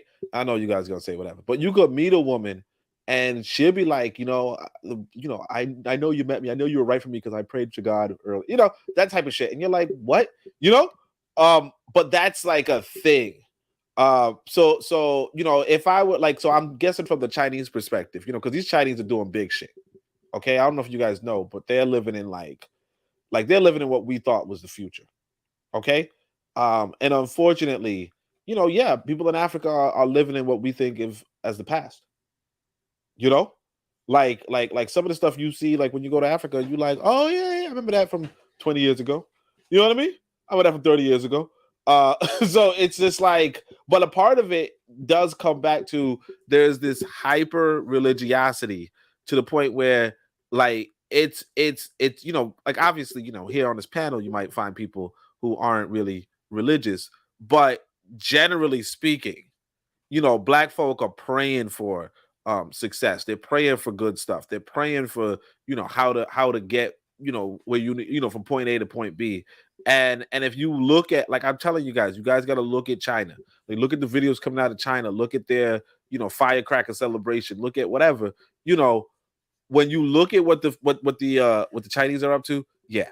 I mean, obviously they're making fun of us, but they're also saying, look, we're doing, like, we're carrying the mantle, and I think that we can carry the mantle if we get, if we try to, if we get to it. But a part of the barrier to that mantle is this hyper religiosity. and I just want to say, because what Trigger was saying, you got to differentiate spirituality and religion. The religions have no scientific value. Okay, the religions have no scientific value, and I agree with Buana. Americans are very religious. Some people say the Chinese have a lot of Christians too. But this prayer in place of work mentality is widespread in Africa. It's widespread in Africa. And I mean, obviously you see it in America too, among Black Americans, but in Africa, I'm telling you, it's widespread. That's all I think I want to say. Appreciate that, Oni. Cheryl in the chat said this video shows the effectiveness of Christian missionaries. They made African people so passive that they won't even bring a tool to assist them in their goal. I think someone in the chat mentioned that. She goes on to say, yes, the Chinese have a lot of tech advances, but the ecosystem is suffering as a result. We as Africans should be so desperate to be at the table of tech, that we lose our connection to nature. Taloa says, I think maybe it is more helpful to identify white validation syndromes, which religiosity is one form of. Let's welcome in the brother Bakari this week. Bakari, how are you this week?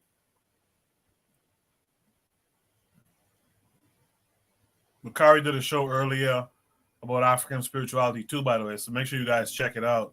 Bakari, are you there? Because I can't hear you. All right, maybe. Can y'all hear me? Yeah. Oh, okay.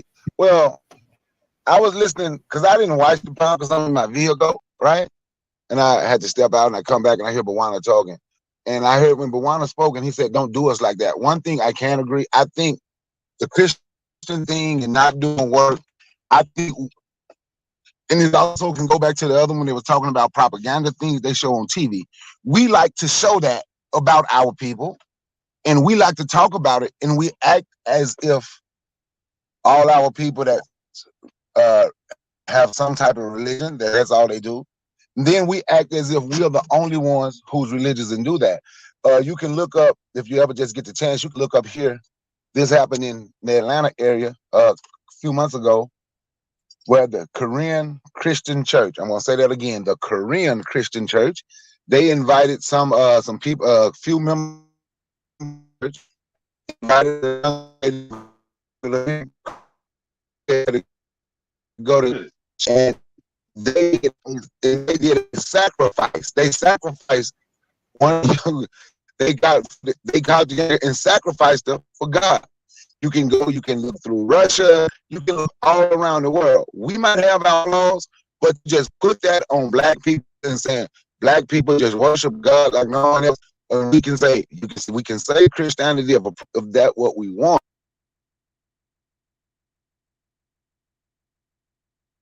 For Black people Bakari, here who's not just Bakari, you're cutting in and out. Yeah. Oh man, I don't know what to do then. Is this any better?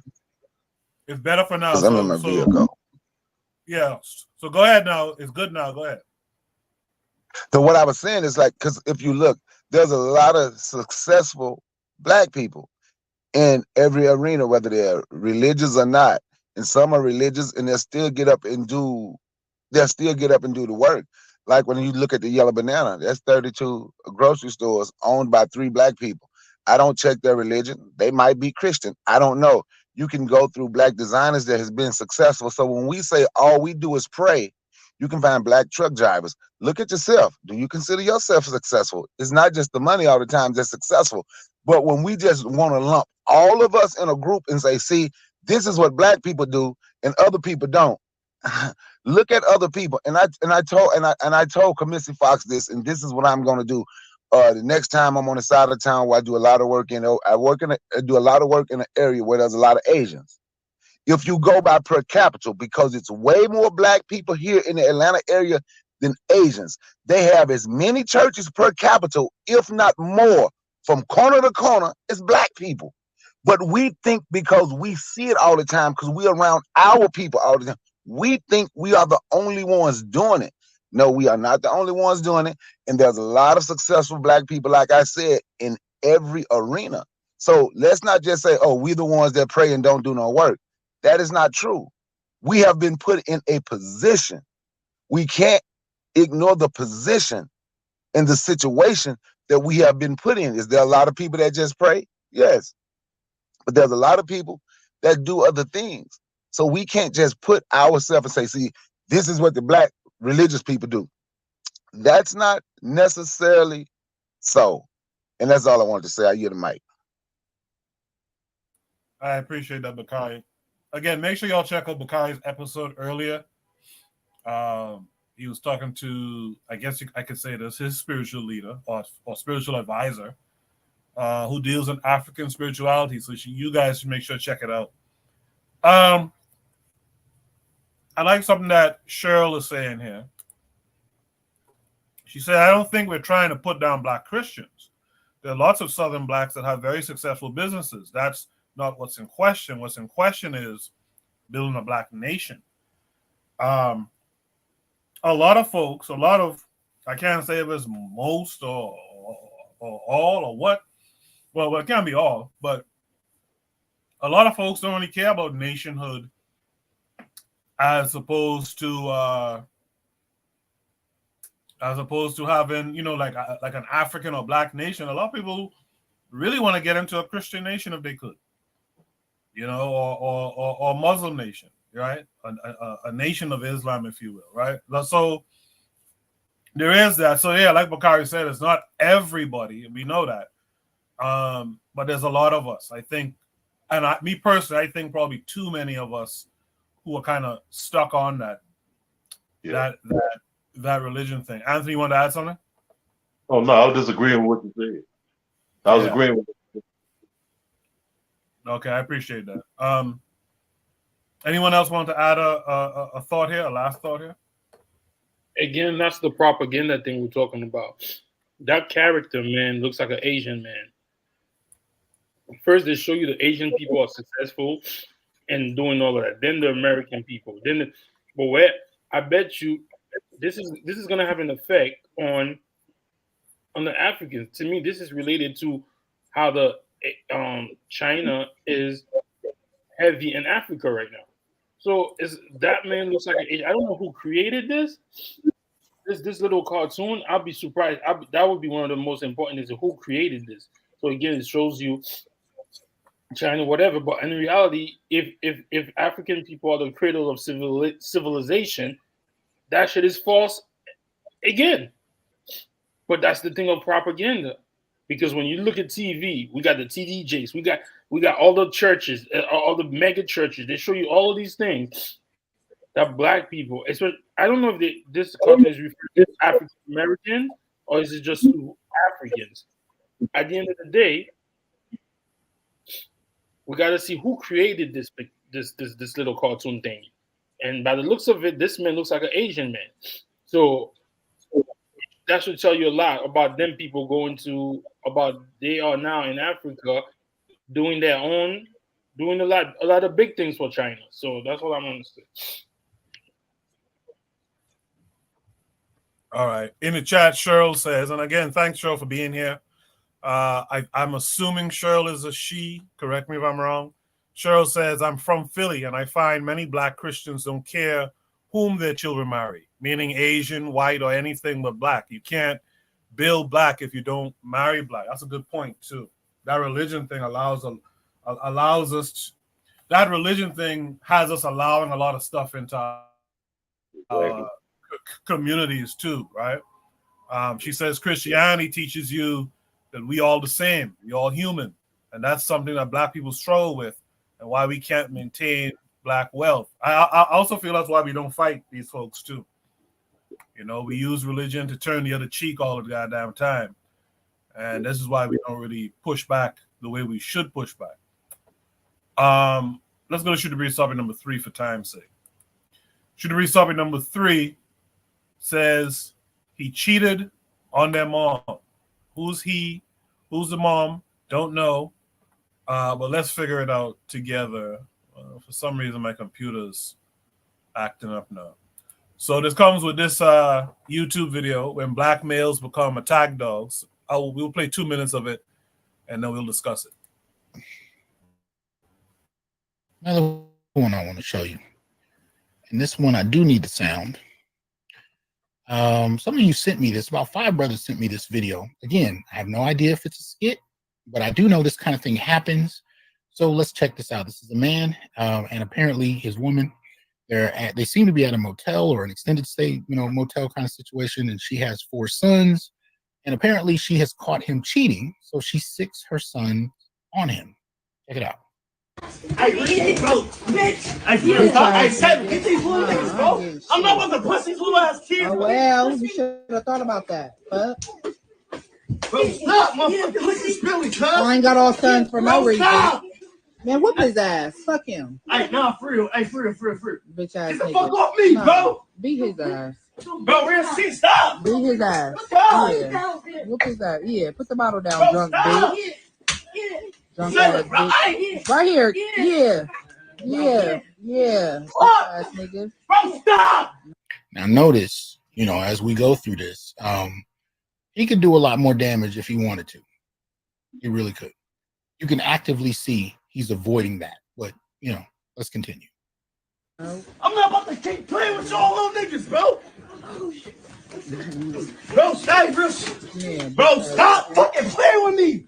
Shayla, stop. Shayla, fucking stop. Pussy. Bitch ass. Shayla. Go bitch ass.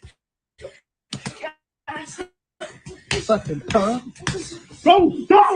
Bitch. Bro, fucking stop. I'm not with the fucking. So, yeah, I don't even know. There's a number of things going on here. Again,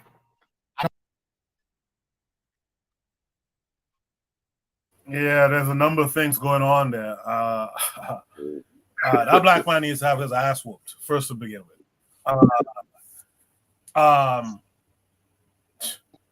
That's the kind of, put your shirt on, put your shoes on, and get the fuck up out of there is my advice. But to stand up there on camera going through that, it ain't really making no sense to me. So he cheated on their mom. This also highlights something too, and I know me and Oni talked about this a long time ago too. Many young black men are in jail defending their mama, or their mamas put a battery in their back to stand up against these big grown men and stuff like that too. And that's something that has to be checked. In fact, I know of a story. In fact, my own grandmother, I'll say it plainly.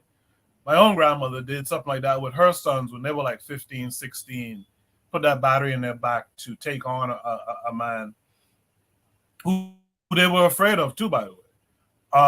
And when these young boys are afraid of something, what are they going to do? That could turn that little silly situation we just watched, that could turn into a man getting killed by some kids whose mama put them up to attack this man. That is too much for me. But me personally, that black man in that scenario, that man, get your ass up and leave and get out of there. Well, what are you doing? Anyway, let me mix it up here. Let me start with Oni on this one. Oni, what say you? Yeah. Well, first off, there's so much going on there. I don't know if it's a skit because the internet, like almost everything's a skit at this point. But it didn't seem like a skit. One thing is this. First off, you as a man, you should be like, kids should be afraid of you more than their mother. That's one. But of course, that could be dangerous, deadly, like you said. I wish you finished the story about what happened with your uncles. I'm guessing they got locked up or something. But I don't listen to Amos Wilson, so I don't know if this is a video of his. But I heard of him like a decade ago. Okay, And some sister put me on to like, she gave me like like one of them, back in the day we used to share like CDs and stuff, like CDs and recordings, like like tapes. Like you had the recording device, you know what I'm talking about, where you like record somebody with that, whatever. Anyway, so somebody shared me one of those things back in the day. And he was saying, he's the one who said, because he was a psychiatrist or something like that, a psychologist for like juvenile detention type thing, right? I don't know if he talks about that in the lectures that are online, but I heard that from him, right? And so he's this psychologist, for juvenile, and he was saying a lot of the black boys in juvenile detention or prison or what have you are there because they're defending their mothers, right? And the thing is this: those boys, I mean, obviously they're doing the wrong thing, but they're also just little boys, right? They do the wrong, like they knock the kid, like real talk, the dude could press charges if he wanted to, because he's getting assaulted in plain view, right? And those kids would end up in juvie, and their life path is set from there on, because now they're gonna be the violent kid in juvie. I just finally saw that Creed movie where the kid likes fighting and therefore he's whatever. He if you're a child, you're 13, you go to juvie for beating up an old man. Let's say the guy gets like a head mess, whatever, right? And he has to press charges in order for his insurance to whatever, right? And I'm not saying he should. I'm just saying that in this scenario, let's say that happens. The boy goes to juvie. Why is he in juvie? He's telling every other kid, I'm there because I like fighting. I like fighting. I like fighting. He gets into a bunch of fights. Eventually, I'm not saying he's gonna come into Creed or some shit, but eventually his life path is set. And this is the whole thing about parenting. First off, your children, a man cheats on you, leave him. A man cheats on you, leave him. Assaulting a dude, right? Or having your kids assault a dude is another thing. Now, as a man, listen to me. I'm telling you guys this. As a man, you have a right to defend yourself from assault. And I'm not saying, punch the children back unless you need to, right? But you can't go down like this. First off, you're a fit man. You grab the kid and you hold them out. You hold them down. Or something, or like Coco was saying, if you feel like you're outnumbered and you can't do anything, then just leave. This whole stop. Like, dude, first off, this is not a woman for you. This is not a family unit for you, right?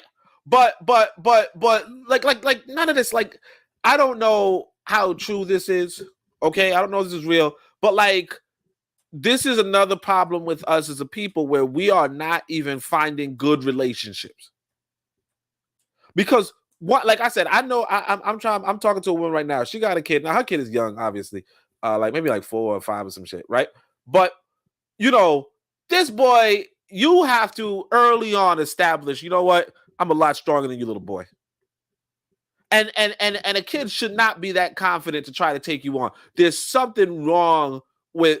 Like, and I'll tell you this, that's what I'm trying to say. A lot of us get into the relationship with these women and they have kids, but we're not establishing that, what? Even if I'm not the father, I'm the man. You understand? You call up this woman I'm talking to, right? You call up her son. He's going to like this boy says I'm his role model. I didn't even know the kid. I only met the kid like 3 days. For 3 days. I'm his role model.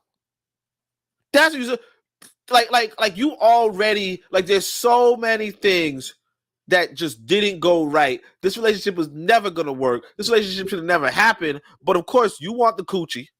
You don't got the sexual discipline because you cheating on this woman or whatever, right? Just don't mess with crazy. Stop it. You got your ass kicked by little boys. You're a disgrace to your race, really. The kids, hopefully they don't get charges pressed on them, but if they do, kids are going to be fucked up for the rest of their lives, pretty much. Well, not really, but, it's going to be a climb if they end up going, like, they made school to go to juvie because their mother told them to do this dumb shit. Their mothers, all sorts of messed up, too.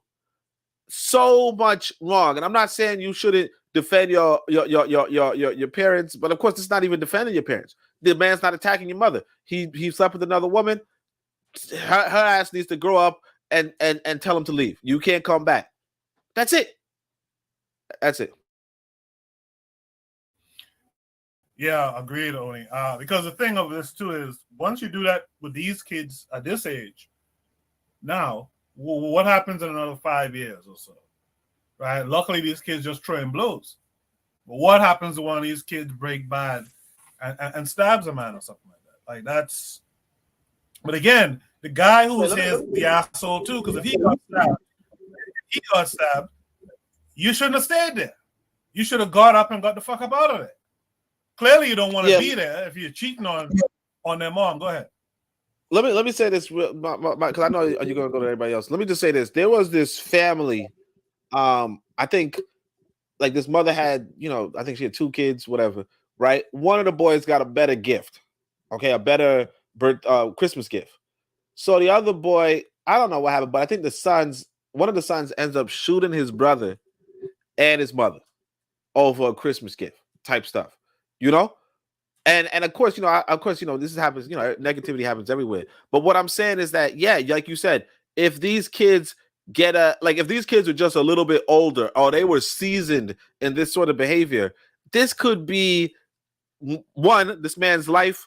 2, it could be it could be the kids' lives. It could be like there's so much that could go wrong with this thing. Or if the kids take the man's life, like I said, the kids are gonna end up in juvie. The kids are gonna end up in prison. The kids are gonna end up on the death penalty. And it's not that serious. Somebody is cheating on you, and you don't like it, just leave. Just leave. And that's just advice for the world. Somebody cheats on you, you feel it, oh my gosh, oh no. Move on. It's not the right person for you. But we're not mature. We a lot of us think, you know what, cut up their tires, break their cars, fight them, stab them, kill them. No, it's not that serious. It's just sex. It's just sex. Take it from a passport, bro. It's just sex. Throw a glass through your window in a foreign country, all that kind of shit. Yeah, we know, man. The matron said women need to stop weaponizing their sons against grown men. One day they are going to catch a case. This reminds me of the mother who told her son to shoot the guy at the hot dog stand. Yeah. Cheryl says kids should not know the dynamics of an adult relationship. Them kids about 8 years old. They don't understand what cheating is. They only know what their mama told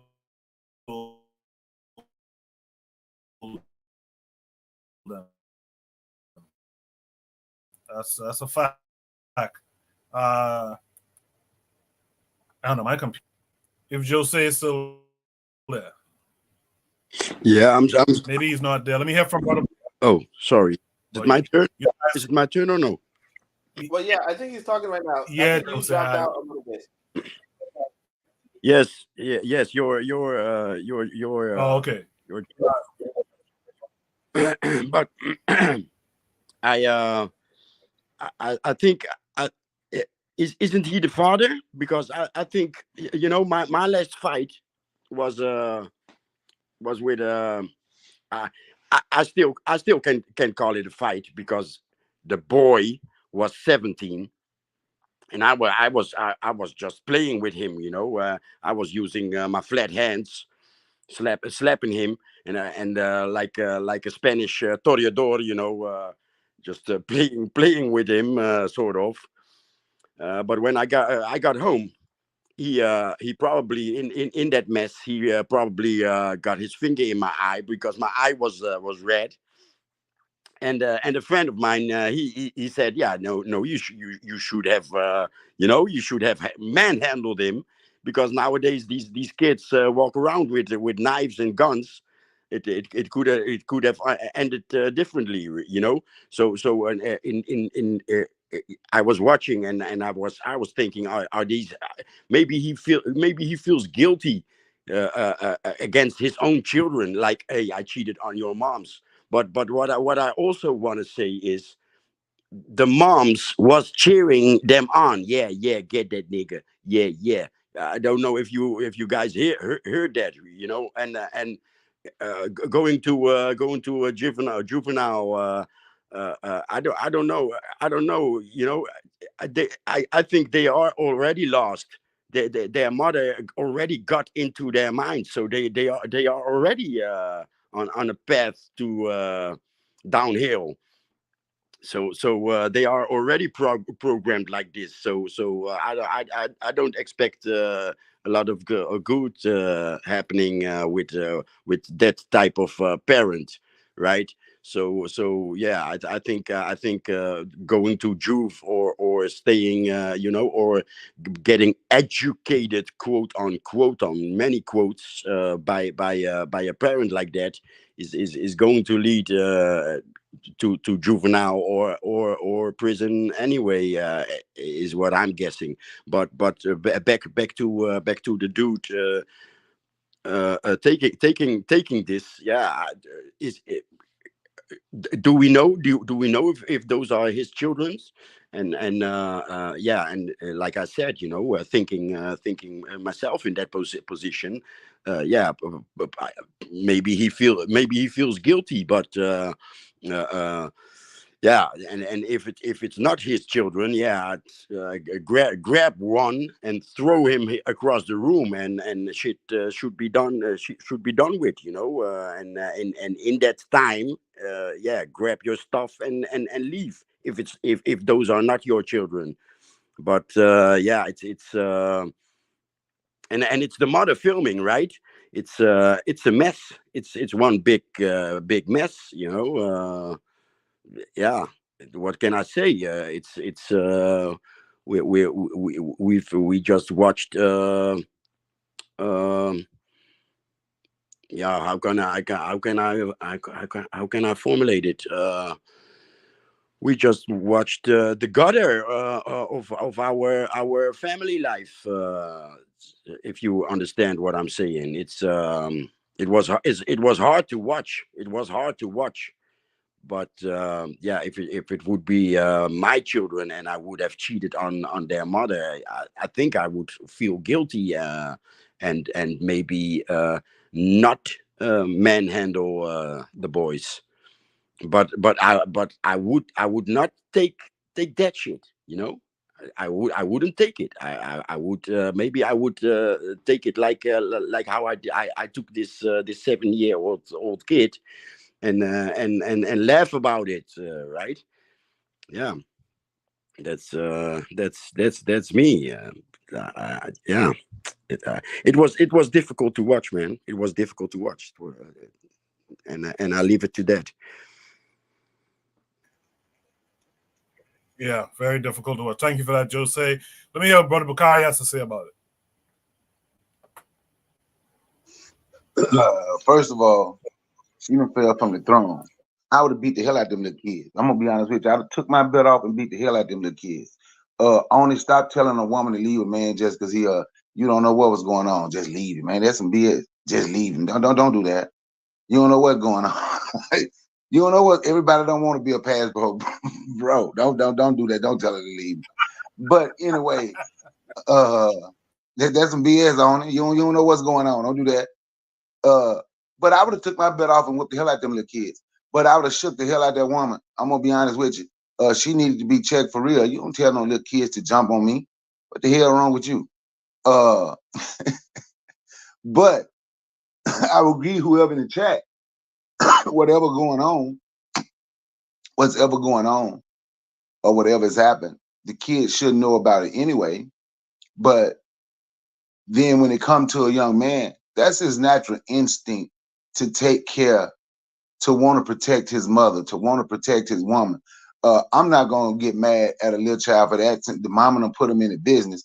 That's what men supposed to do. They gonna want it. They little kids, but that's their natural instinct to want to protect their mother. I don't even know how that can be a problem to anybody when they compared it to what was going on in Chicago. That dude in Chicago was beating the hell out that woman. Somebody needed to shoot him. And I don't have a problem with what that young man did. He was beating the hell out that woman. But Will said, well, she shouldn't have done that don't put your son in your business. But God, what she should do, take an ass whooping because wasn't nobody there. And for me, it would come back in this whole thing right here. And I know this is something that's completely, you know, you might think is off topic, but for me, it's where, in a sense, this is where the black man has failed, how we don't protect and provide and respect our women and love our women the way that we should, and whatever's going on, because it should be some type of respect factor there. And on the other hand, with this woman, she didn't respect the man, and them little kids don't have no respect for that man, and they might not have no respect for no man unless a man come in there and show them that you gonna respect me, and I'm the man in this house, and make that woman respect him. Yeah, should he cheat? Nah, you know, no. But at the same time, she went a little bit too far, cheering her sons on to fight him. She should have been stopping it, because I do believe that's a man's natural instinct. And if any man don't think it's their natural instinct to take care, to want to protect their mother or want to protect their woman, I don't look at them as a man. They just a male. They're a little, in my mind, I don't have a respect for a man that don't think they're going to want to protect their mother or want to protect their woman. And I don't want a woman who think that who think that's a problem. Oh, my son want to protect me. No, that's a natural instinct. So the person who put that in the chat, yes, it shouldn't have been involved in what's going on. But me personally, I would have pulled my belt off and whooped the hell out them little kids. And that's me, and told her to shut the hell up and set her ass down somewhere. But I would have whooped them little kids, and that's what should have happened. I wouldn't have been, y'all stop. No, I'm gonna make you stop, because I'm a grown man and y'all little kids. I'm gonna show you what a man is supposed to do. That's what I would have done. I yield the mic.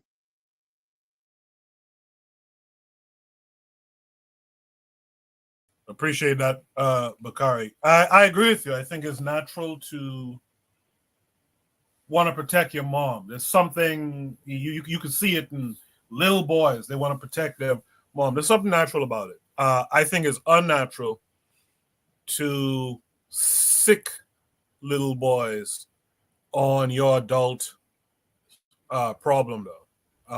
And I think that's problematic with her. So I think that comment from the chat, I think that was Cheryl who may have said it. I think that's kind of where they were coming from. It's like, yeah, it's okay you want to protect your mom, but should you be weaponized like this? Yeah, I have some problems with that personally.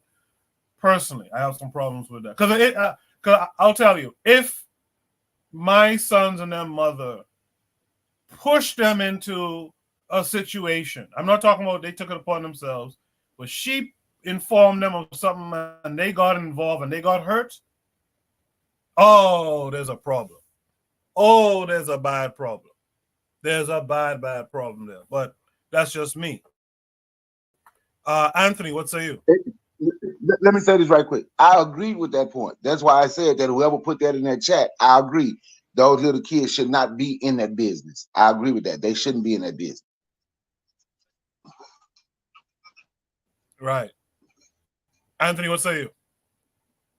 Yeah, okay. Man, boy, these man, you picked some great problems tonight, man, because this some of this stuff mirroring my life, man. I don't know, man. I might be drinking up too much of this Appleton. But okay. Okay, like okay, I'm gonna be brief, Coco, but I'm gonna take you back in my life again.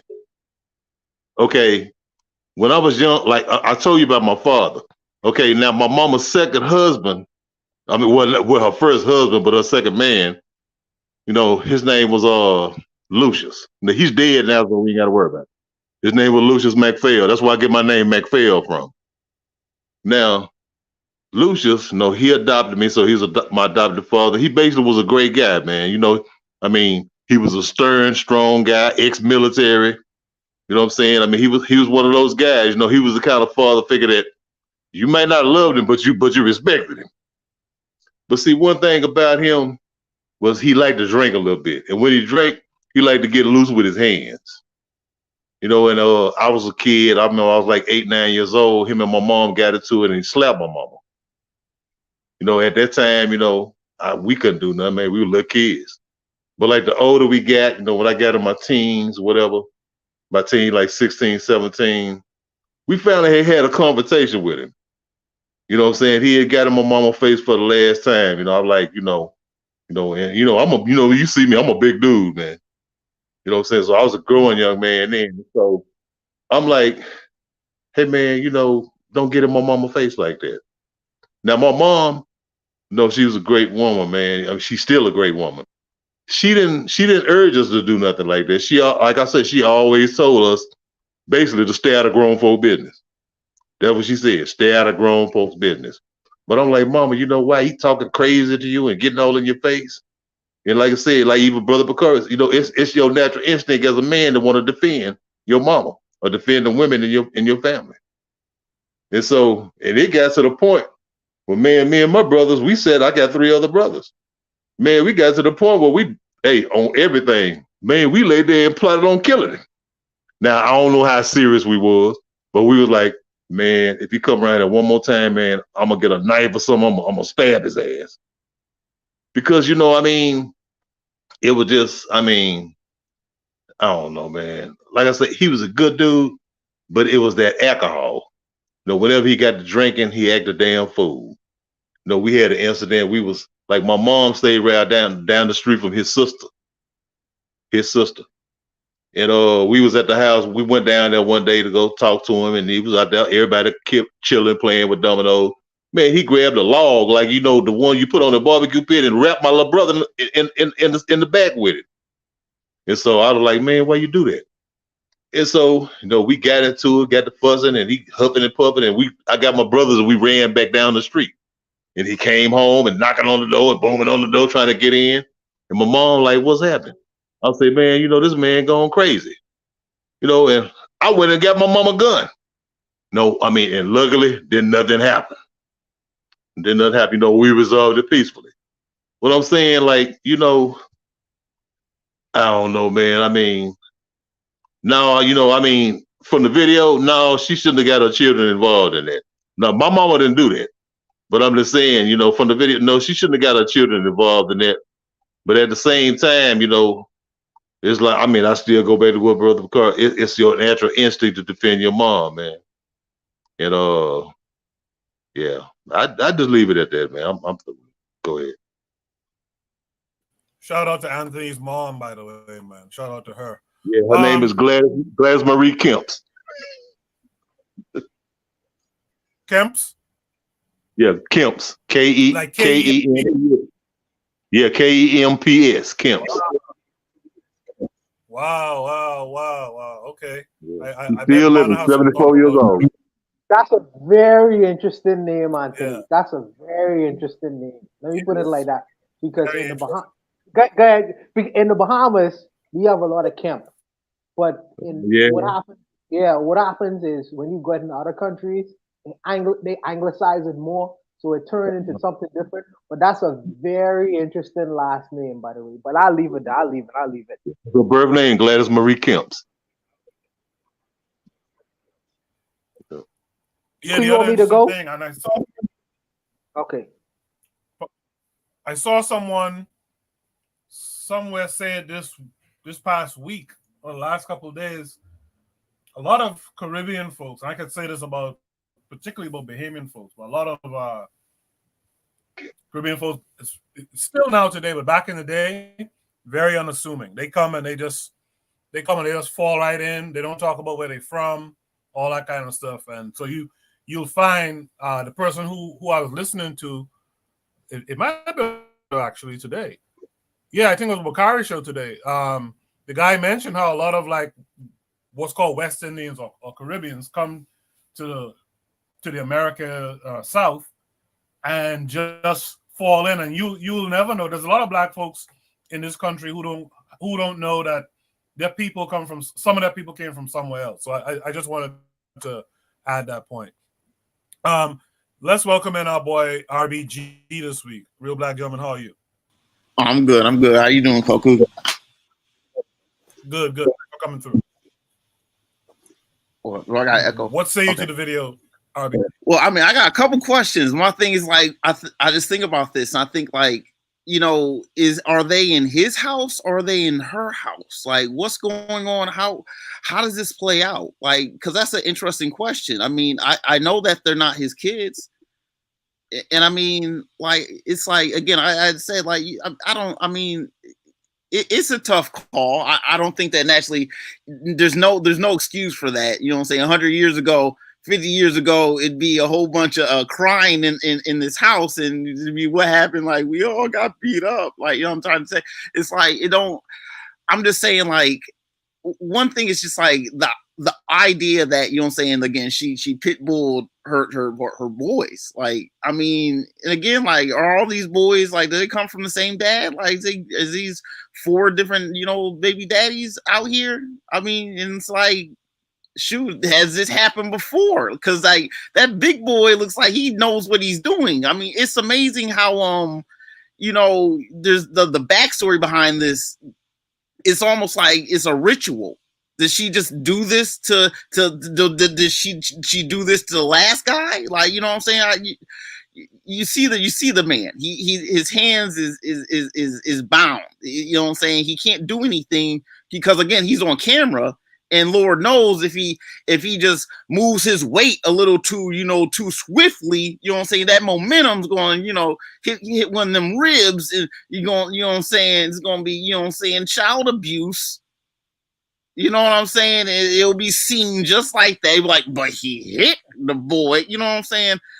I don't want to speak too much on it. I mean, I will say, as far as like cheating, like, you know, that's again, it's tough. I mean, as a man, like, you know, again, like, it's like you if he's in her home, it's one of those things where it's like, man, you putting yourself in just all kinds of bad juice. Now, Lord knows that her and the kids could be in his home. If that's the case, I mean, you know, you got to think about these things. Not that, I mean, they could have been just, you know, the house, maybe it's not their house. I mean, I was looking at it, maybe looks like kind of like a hotel. Like, I don't know what's going on. I don't know what the scene is or any of that. You want fidelity. It matters. How long were they together? You know what I'm saying? Like, it's like there's no excuse to, like, I don't want to see that man just, like, you know, humiliated like that, where he's, you know, he's held. That's a whole grown ass man. You know, he could, you know what he can do relative to the, you know, you see his movement. Look, I'm gonna pass the mic, man. Thanks for that, IBG. If any sisters want to join, give their perspective, maybe you have a different outlook, by all means, click the link pinned to the top of the chat next to panel and join the panel. With that said, let's hear from Urzuli. Urzuli, what say you? I feel this is hello. I feel like this is very go ahead. There's a lot of misandry in that video. That lady has no respect, whether it's her father, maybe her life, her uncles, her pastor. Respect. Number 2, that brother who was running away did a disservice to masculinity. The kids don't respect him because and I believe those kids are not his kids. So again, that goes to show you maybe you shouldn't date women with kids. After that, as these kids, they have no respect for men, for masculinity themselves. Because you know what's going to happen to them? They're going to learn. This is going to happen to them too when they grow up. Because a lot of boys do this shit, including me. When they see their father yelling at their mom because their father's voice is bigger and their mom is like, they're automatically trying to go defend their mom in their mind, even if they don't act on it, until they're their father's age and understand the dynamic of women and men relationships. So those young boys right there have no respect for manhood themselves. And they're going to learn the same situation that they put this man through. They're gonna experience that. That man, either maybe he was not a good quote unquote good man or father figure. Because if he was, there's no way those boys would just chase you like that. There's no way. Even if their mother had told them to, they would have had what's the word I'm looking for? They would have been like, I don't know about this. Yes, mommy said to attack him, but we're not going to do that. Because either this guy is a good man, is a role model, or you know what? That's not our business. That's because this man, that relationship, there was something toxic about it. And that man running like that, like a bitch, I'm sorry. That boy with the yellow pants would have got a punch right in the face. If I tell you to stop, you keep going, you're supposed to defend yourself. But again, that man, that man, maybe he's not a reputable, he doesn't have a good reputation. And all that running away, like Koku said, if you don't want to touch them, leave. Get your stuff and leave. You stay on camera and getting whooped by a bunch of little boys, and you, oh, stop. I understand. Maybe he's doing this because he knows if he does something, he's going to be held off to jail, which I understand. I understand some brother Bakari said, oh, yo, I would have pulled out my belt and whooped him. Yeah, maybe he should have done that. But this is very misandrous, this whole video. And maybe this is propaganda. This is destroying the good black man's image in front of him. How could this woman, and this is the thing, Tupac said something crazy. Women get horny, niggas die. She's preparing these 4 young men to have a tough life, aggressive life. And I don't understand how this woman should have been in jail. Those kids should have been in child protective protection ASAP. That young lady, she should be in jail. No, if not, but I'm pressing charges. Yeah, all getting arrested, including them 4 boys. They have to be taught a lesson. Because if they're not taught a lesson, these young men, no matter how artistic, no matter how loving, no matter how smart they are, they're going to take that on to the world. And when she's hit 15, 16, because if those boys are 15, 16, 17, they could hurt that man. And that man is taking it like it's a game. This is not a game. But again, everybody in that video is at fault. The woman should be arrested. The men cheat. I used to be like, those are, you getting involved in a man cheating on your mom. That's not your business. He's not hitting your mother. He's not punching her. Mom, I'm not doing that. But again, they're little kids. They don't know better. How could a woman, and I bet you if you go on that video, you're going to see a bunch of women say, yeah, he deserved it. The men cheated on you and like you never got cheated on before. I bet you those kids don't got the same father. Ain't no way those kids are this man's children. There's no, if that's even the most Rolling Stone father, their son would not do that to them, attack them. That's a vicious beating. I know they kids because he probably don't feel it like that, but the last punch to the head, one punch away could knock this man out. And then what's going to happen? They're going to go to juvenile court. They're going to go to juvie, get out when they're 18, and a life was lost. That man was toxic. That lady's toxic.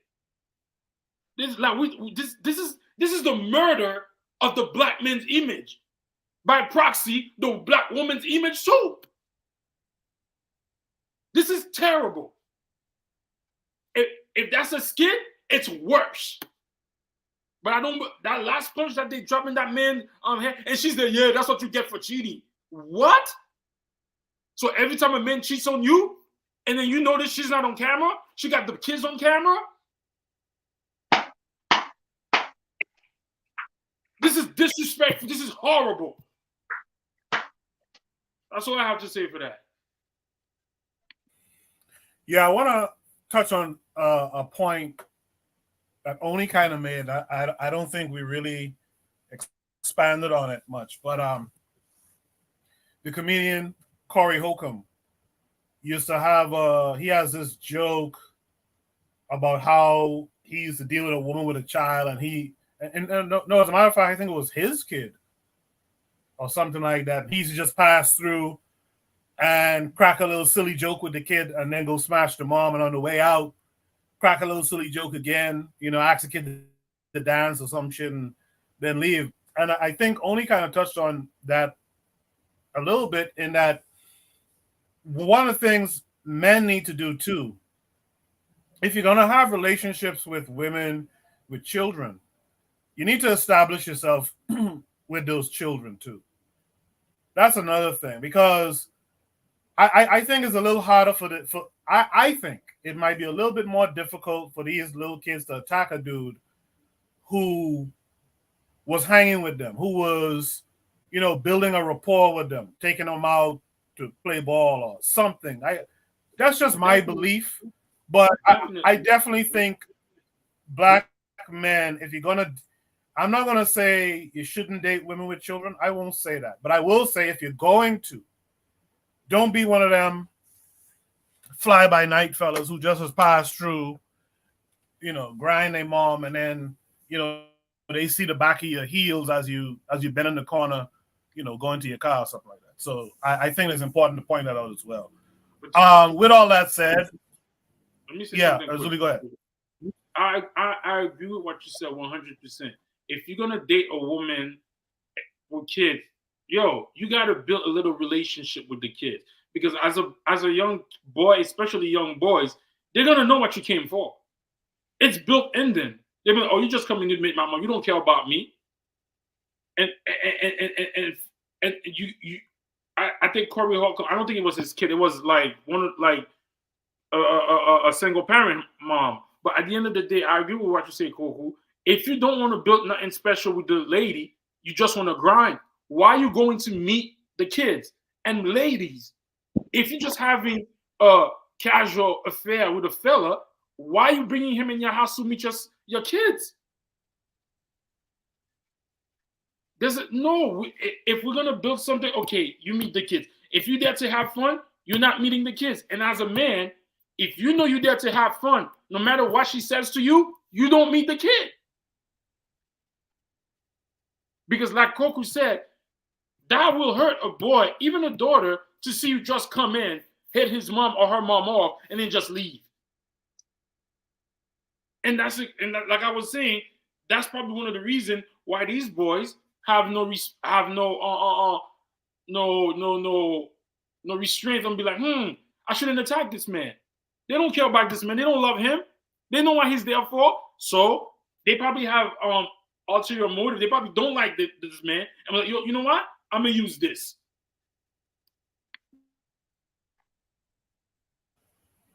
Okay.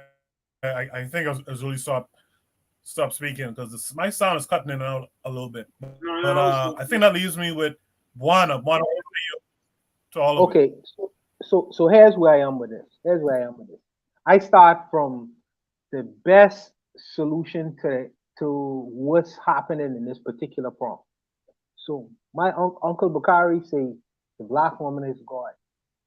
So his resolution for me would be the go-to in how to resolve issues like this, right? So he say, I would beat the children, to show cost to bring them in line. So as him being my big brother, and not necessarily this is Pan-African Men's Fellowship, I guess. So in him resolving that issue, I would say that's the best solution to resolving this issue. So I would take that approach, taking my belt off and beating the children. You know what I mean? That's the best solution. But for me, what I see here is, because for me and my own nature, how I would look at this is men, I always hear this idea of men should protect women. Men should protect women. Black men should be protective of women. And I'm saying to myself, what does that mean? What does that mean? Because ultimately, I am not an attack dog for any random women out here. Any random woman, in terms of what her issues and problems are, I'm not her attack dog. So it depends on what the issue is. There was a man in South Florida. His name was Travis Rudolph. He was a football player. Okay. And he was dating this lady called Dominique Jones. It was a very famous case. And Dominique Jones found out that Travis, the football player, was cheating on her. So what she did was she called her brother, and her brother came to Mr. Rudolph's house along with some of his friends, not only to fight him but to shoot up his house, to really get physical with this guy, get to almost to be murderous against Travis Rudolph, not because he did something violent against her or to physically assault her, but because she found out that he was cheating on her. So she called her brother and she said, well, y'all need to go over to his house and shoot up his shit. She wasn't concerned that Mr. Rudolph's mother was there or his family members was there. She just said, Buwana, I'm not trying to. She said that the boyfriend hit her too. Let's get the story. Okay. She said, no problem. But she said she told the brother to go to the house and shoot up his shit. Now, even if you say, if it's an assumption that he hit her, right? To rectify that issue was to run over to the man's house and murder him and anyone in the house because bullet don't have no aim. You don't know who was in that house. You just shoot up in the house. I don't know if this is. I think that is an overreach in attacking that scenario and situation. When you say protecting, I don't know if that's necessarily protecting. I feel like my life matters too. My life matters too. And it's interesting because in that scenario, the person who died, she was very flippant with his death. I couldn't tell that she was so hurt that the fact that what ended up happening is one of the aggressors ended up dying because Travis Rudolph was able to defend himself. And she seemed to be really unmoved by the fact that someone died from that scenario and situation. So when we say protect black women in regards to what? In regards to what? See, I was watching a video by this brother named Sekou Odinga. And y'all brothers want to know who he is, just look him up. Sekou Odinga was a Black Panther back in the day. Sekou Odinga and Matulu Shakur. They got the sister Asada Shakur out of jail. And for that, they end up spending 33 years. 33 years in prison, this guy, Sekou Odinga. And Matulu ended up spending the amount of years in jail. They was willing to give up their life for protecting black women. But in their protection, I feel that protection was just.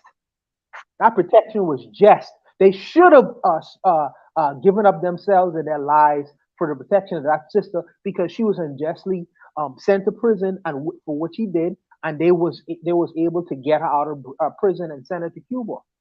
You know what I mean? So if it takes forever, sure, that's protect more. When you say protect black women, I could respect you on that regard. But when you say protect black women, and then you saying, well, you're sending me to the house because this guy cheated on me and I didn't like it, so I'm going to protect your honor. I'm going to protect your honor because this guy cheated on me. And now I'm spending 33 years in prison because my mother didn't like the fact that, hey, this guy slept with another woman. Now I question this whole idea of protect black women syndrome. Because my life matters too. Should I throw away my life in protecting my mother because she felt slighted because her love interest cheated on her with another woman? So now I'm spending the rest of my life in jail because I murdered a guy? No, you give up your life for just causes, just reasons. And for me, this is not really it. And these children they could go to jail for this shit. In fact, how are they going to be able to really respect even a man now, the fact that they are beating up a grown man, for their mother's honor. So now they go to school and now they feel like they get disrespected. They're going to play that same kind of idea out. She is poisoning the well right now with these young men. She is poisoning the well. How are they going to be socialized to respect authority or authority figures now?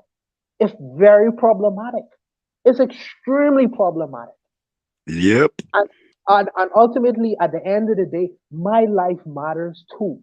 And I shouldn't just be an attack dog for any situation that my mother or any female in my life feels slighted over. My life matters too.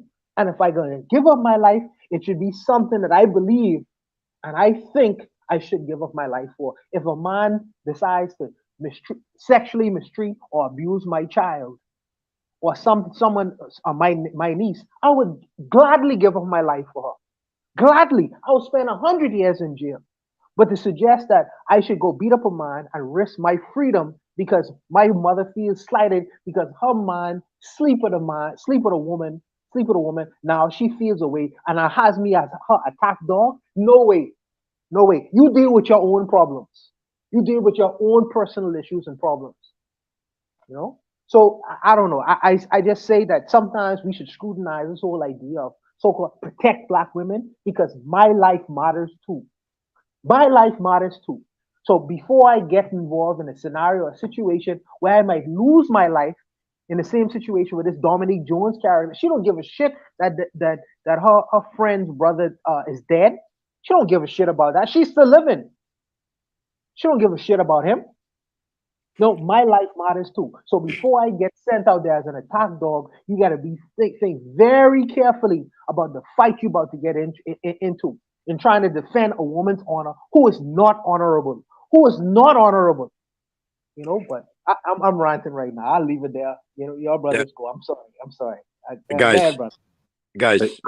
Hey, Koku, can I just say one thing on Michelle? It's one thing to say, but a second. Yeah, go ahead. Hello? And then Jose, go ahead. No, okay. I just wanted to say no to Buana. And you know, because he mentioned Sekou Odinga, you know, Sekou Odinga died yesterday. Oh, I didn't know that. I didn't know he died. I didn't know he died. He passed yesterday. Oh, I didn't know that. That's all I wanted to mention. That's all. Yeah. Okay. Okay. What I wanted to say was, yes, Buana opened. I was keeping it to myself because I thought it didn't relate that much to this case, but the way Buana took it, I just want to mention this. About 2 weeks ago, I saw a short, and that was a young girl that she had lied to her brother about someone in at school. And this brother, this brother killed that person because she lied that this other guy had hit her, and he was in jail for I believe he got 24 years or something like that, and she was confessing to two people in that group chat. She was confessing to a lady and an adult lady and an adult man.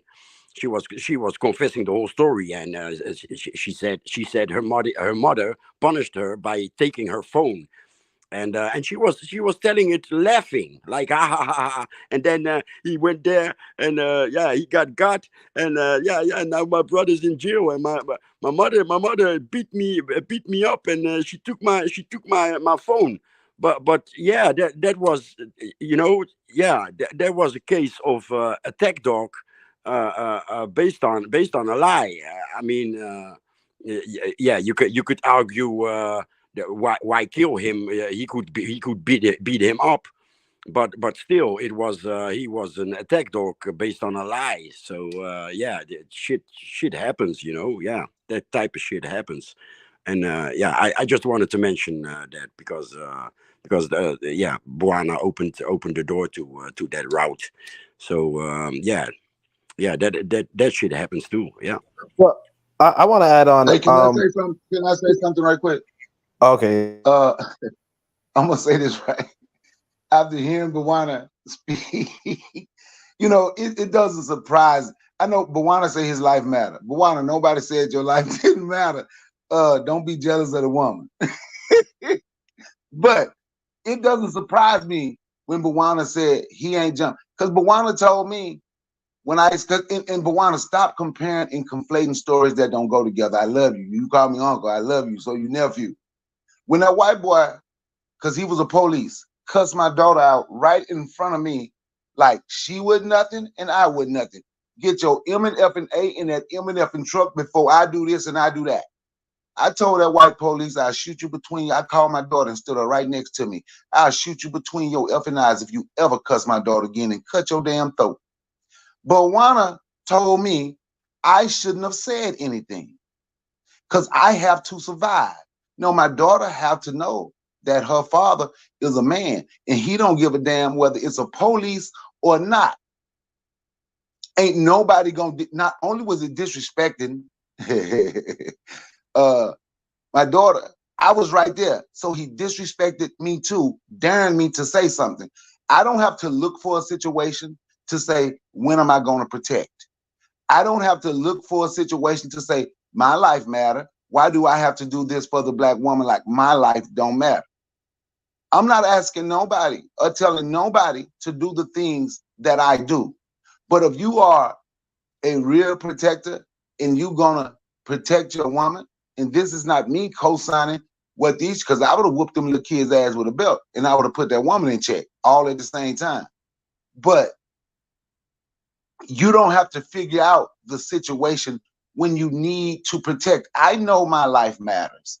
I know that, and I don't need nobody to tell me my life matter. But Wanda, your life matter. But a man, it's just certain things. You asked me one time how I get my name, and I showed you how I get my names. I love nature. I love watching animals. I love watching the lion prides, especially. So when I say Entwa de Mela, and I showed the clip, because I say this is me. This is my spirit. It might not be yours. But when the hyenas ran those 4, 5 female lions off the kill, one male lion stepped up to like 25 hyenas. And when that male lion stepped up, Entwa de Mela, he who greets with fire, his women joined him. Everything I talk about, I can send out and I can get somebody to aid me in what I talk about. It was this white boy in the store here. It's a time to protect, sitting there cussing a black woman out while she's at work doing her job. And he said she was in his way. So I went over there and I told him, don't cuss her no more. If you cuss her, you're going to have a problem with me.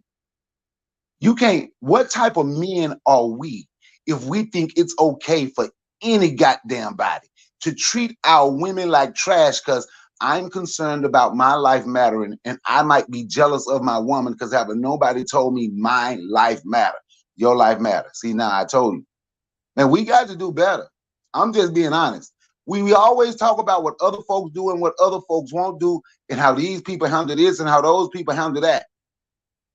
I don't know what other people do and I don't care, but I just don't believe no black man can go around and treat other people, women, any kind of way in their neighborhoods, in their communities, and nobody do or say anything to you mistreating them. Because I'm concerned. I'm just saying that's me. I ain't telling you or nobody else to do what I do. But I do feel that that's part of a man's job is to protect. Brother Bakari, you exemplify the highest form of how we should be.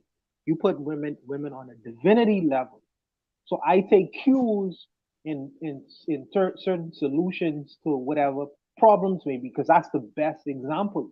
But there are some dishonorable women who don't. I mean, I can't protect you. If your daughter was to tell me that, Uncle Bawana, my father died, and I probably know anyways. I would know that now I have a duty to your daughter in terms of what she may need, whether financial. If she come to ask me, say, Uncle Bawana, I need this and that. My father died. He got shot by the police and defended me or defended my honor.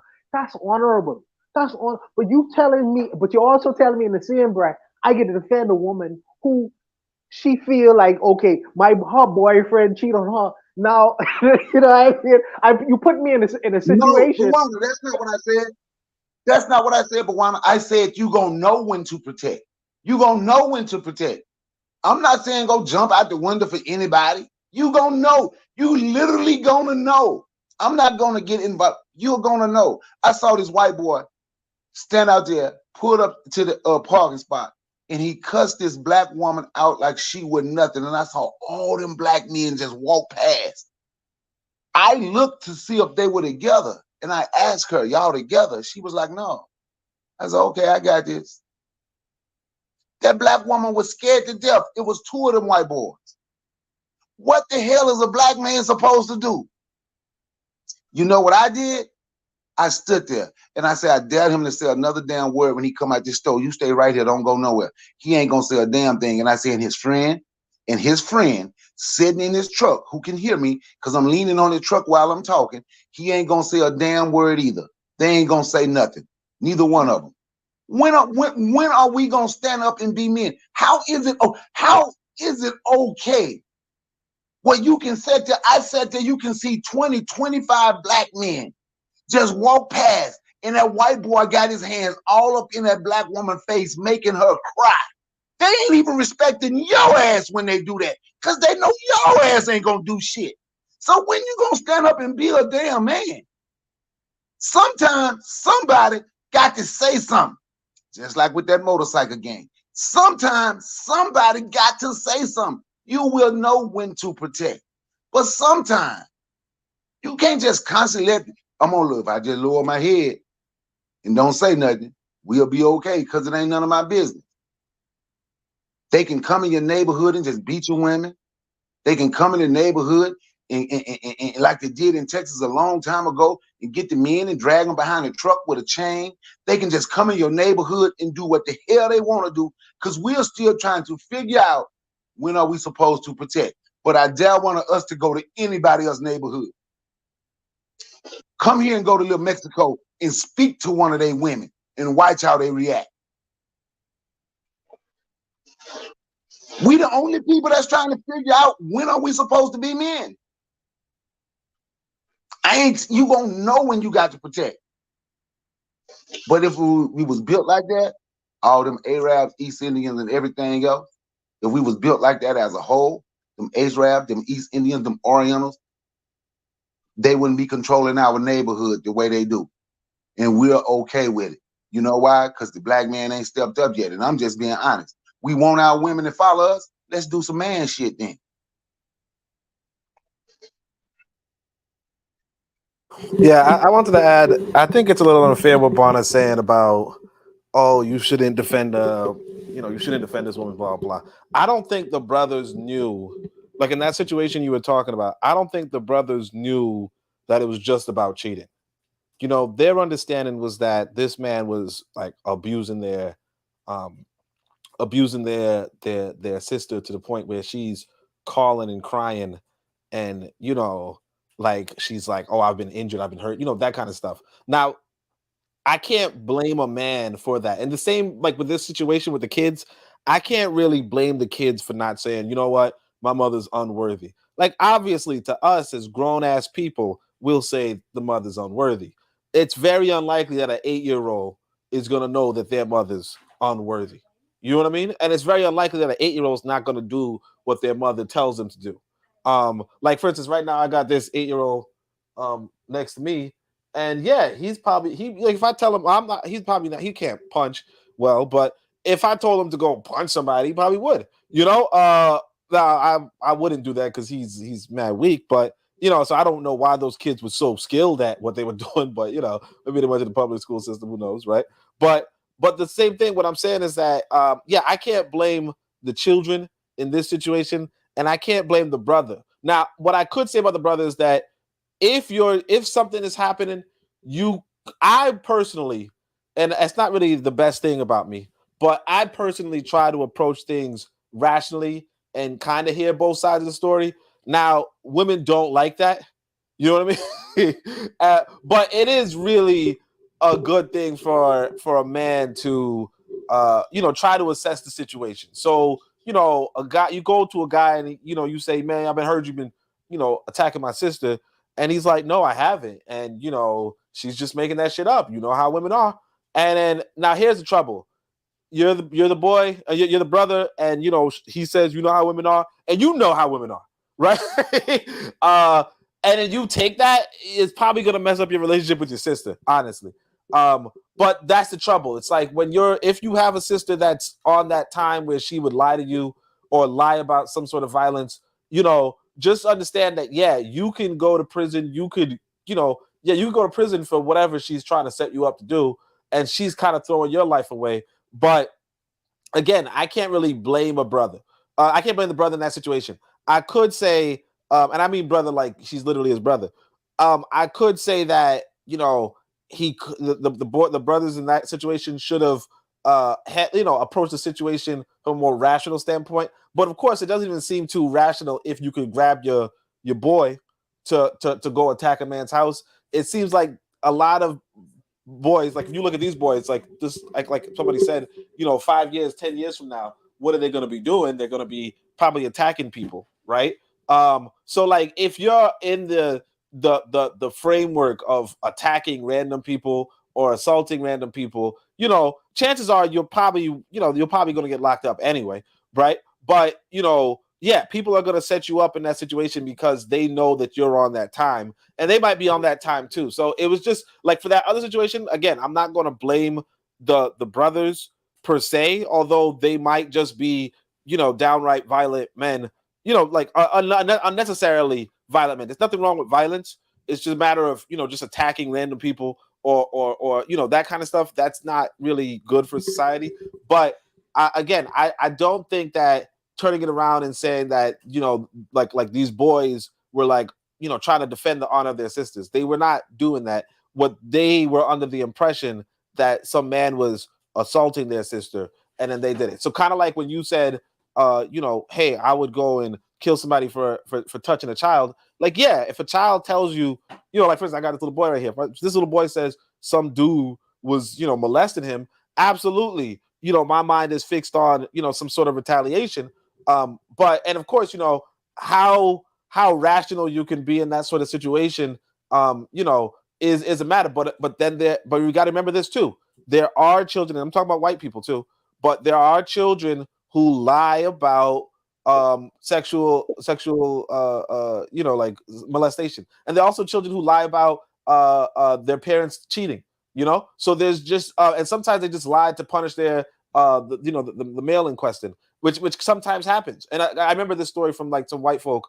There's this account called Women Posting L's, and it's this white woman was saying how she's divorcing her husband because her child lied about she saw him cheating type shit because he told her to go upstairs or some shit, basically whatever. But like, yeah, sometimes even kids lie. That's a thing. So it's not like, just, some black women or some women, or some people or women lie. Sometimes people just lie, you have to sometimes discern it. And if you're not built on that discernment, the truth is this: a lot of people are going to take advantage of your naivete. And like you said, a woman could just look at you getting killed or your friend getting killed and think nothing of it because, who really cares about your life? You're just a quote unquote gangbanger anyway, So that's all I wanted to say. But yeah, that's. I'm gonna say something. Yeah, I had a friend who. Wait a second. I had a friend years ago was on a plane. This particular friend, black guy, 6'7" tall or something. He's on a plane, and a little white kid is in front of him, turned around in their seat, and kind of nagging him, right? And he tells the kid, he say, "Yo, kid, just turn around and sit down." And you know what that little kid said? That kid said, "When my daddy comes back from the bathroom, I'm gonna tell him you touched me." That's how easy people can be manipulated. I think that's really the problem. I think the problem is that we have, a lot of us in black society have an outlook on manhood that's just some rah-rah shit all the time. I got to get buck all the time. And like Oni said, manhood really is about being rational. Manhood isn't just about brute strength and brute force and all this kind of stuff. Manhood is really about being rational. You have to sit down for a minute and make sure, thanks, Anthony, you have to sit down for a minute and make sure that this story adds up. So that story that Buana brought up, that we talked about on Shoot the Breeze in the past, with the woman who called her brother because of some infidelity on her boyfriend's part, and she made it seem like he was beating her up. Well, if I'm not brother, quite frankly, I'm gonna go over there prepared to do what I need to do. But you gotta show me something. Did them guys who came there with guns and all that stuff and causing the guy to have to kill one of them or shoot one of them? Did they see if the woman was bruised up? Did they see if she was beaten up? Like, we gotta make manhood have some objective to it too. You can't just be running around because there's a man and you'll gun down everyone or whatever, just because someone said something. Did you look into it? Did you discern it for yourself? And I think that's where we really need to get to. As far as we know in this particular story that we looked at, this woman could have told those kids anything. Well, he cheated on your mama, and maybe he didn't even do that. So it's about discernment. Now, those were kids, and it's wrong to put a battery in those kids' back like that. Because they don't have the age yet to discern things properly. But I think that's a conversation that needs to be had. That manhood isn't just this bravado and bluster and flying off the handle and all this kind of stuff. In fact, who teaches boys that's what manhood is? A lot of women teach boys that manhood is throwing hands and beating down somebody. And it's just not that. Urzuli, go ahead. I don't know. I kind of disagree. I don't know. Me and Koku, we heard different, because I heard Oni talking about he don't blame the brothers for going in there and acting like that from one side of his mouth, and then he said, "Oh, they should have had discernment." Bro, what is it? Number one, that story that Wabuana forget to say, that lady herself was a married woman. She was married. She put the battery in her brother's back, the idiots, to go fight a man she was having an affair with. A man who had no loyal, a man that wasn't his girlfriend. They was just messing around. She had no bruises on her. There was no history of that man hitting the sister. So on one breath you say, "Oh, I don't." What I would agree with what Oni said, those little boys, yes, I can't fault them because they're little kids. Of course, they're gonna try to protect their mom. But you, as a woman, set your brothers to go attack a man because you're in your feelings. You're married, and you sending your brothers to shoot up a man's place where you ate with the mother, you ate with the family, and you're saying that, "Oh, I don't blame the brother for what?" And then one side is, "Oh, they should have discernment." What is it? That I agree with what Gogo said. Manhood is that, no, I'm not defending you off the rip, or he hit you, where the bruises. A word, I'm gonna go over there and talk to him. If what he said don't sound right, two things: we call the cops, or we do what we came to do. Because either way, if you go in there and you go crash out for her, just like those boys went to crash out for their sister, somebody's brother got killed. And you know what the funny thing is? The prosecutor didn't even charge them with the murder. If that was the other way around, if a young man got his older brother to go fight another person, and then one of them person got killed, that brother would have been charged with that man's murder. So I'm just saying, I agree with what Goku said. Manhood is not about going to crash out or because the woman said go this. No. What happened? You got to analyze everything, the history, then you go. Nowadays, you can't just do that. You crash out, you get 30 years to life, and you done.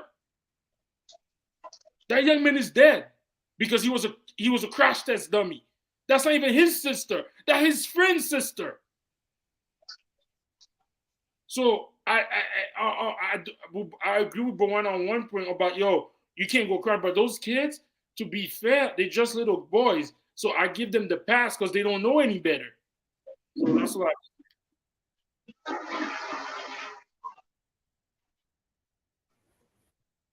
All right. There's anyone else have any last thoughts?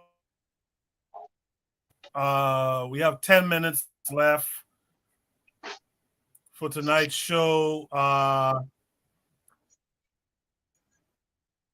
Let me see. This next topic has a 7-minute video, 8-minute video. So I don't know. Do you got to tackle the last topic for the night, or should we end it here? No, go ahead with the topic, bro.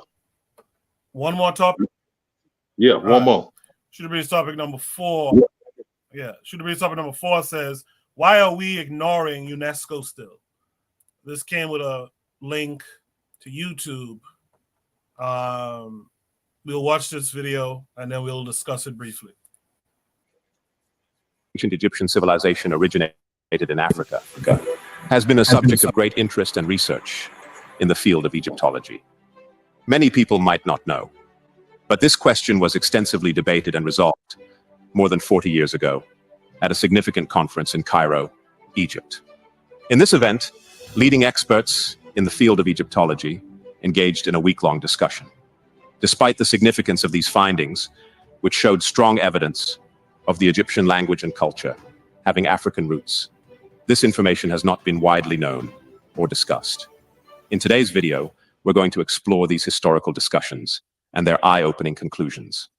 In 1974, UNESCO acknowledged that the ancient Egyptians were of African heritage, emphasizing Egypt's deep roots in the African continent. This recognition was a significant milestone in the study of African history. During a conference held from January 28th to February 3rd, 1974 in Cairo, Egypt, scholars Cheikh Anta Diop and Théophile Obenga presented compelling evidence that challenged the prevailing views in Egyptology, asserting the African identity of the ancient Egyptian civilization. This event, though not widely known among the general public, was a pivotal moment in redefining the understanding of Egypt's historical and cultural legacy. The Cairo Symposium was organized as part of UNESCO's project to create a comprehensive history of Africa. The key question UNESCO faced was whether to include the history of ancient Egyptian civilization as a part of African history. This required a thorough and scientific examination to determine if ancient Egypt's culture, language, and the ethnicity of its people were closely linked to the African continent. The necessity to prove the African heritage of ancient Egyptian civilization arose due to the existence of several conflicting views among historians and Egyptologists. There were 3 main opinions. 1. The most prevalent view among Western scholars and specialists was that the creators of the pharaonic civilization were originally a white European people. They believed these people migrated to Africa, where over time they tanned and intermixed with the African black populations. This theory suggested that the Egyptian people were of white European origin, and the darker skin tones seen in pharaonic frescoes were simply the result of this intermixing. 2. The second group consisted of Orientalist scholars who specialized in the study of so-called Oriental civilizations. They argued that the people who established the pharaonic civilization came from West Asia and founded this civilization on African land. 3. The third group, which included scholars like Cheikh Anta Diop and Théophile Obenga, asserted that the Egyptian civilization was a black civilization, created by black people, and was an integral part of the African world. This viewpoint faced significant opposition from both Orientalists and Western scholars, who often used their media influence to promote the idea that the Egyptian civilization was not of black origin. In response to the 3 conflicting viewpoints regarding the origins of ancient Egyptian civilization, a decisive and scientifically grounded conclusion was necessary. To achieve this, UNESCO, influenced by the initiative of Cheikh Anta Diop, organized the Cairo International Symposium on Egyptology. This event brought together the world's leading specialists and their teams to discuss and debate these issues. Cheikh Anta Diop and Théophile Obenga were among the key participants. The symposium focused on 2 main topics: the demographic history of ancient Egypt and the interpretation of the Meroitic script. However, the central issue of interest to all was determining the true roots and nature of ancient Egyptian civilization. At the UNESCO-organized symposium,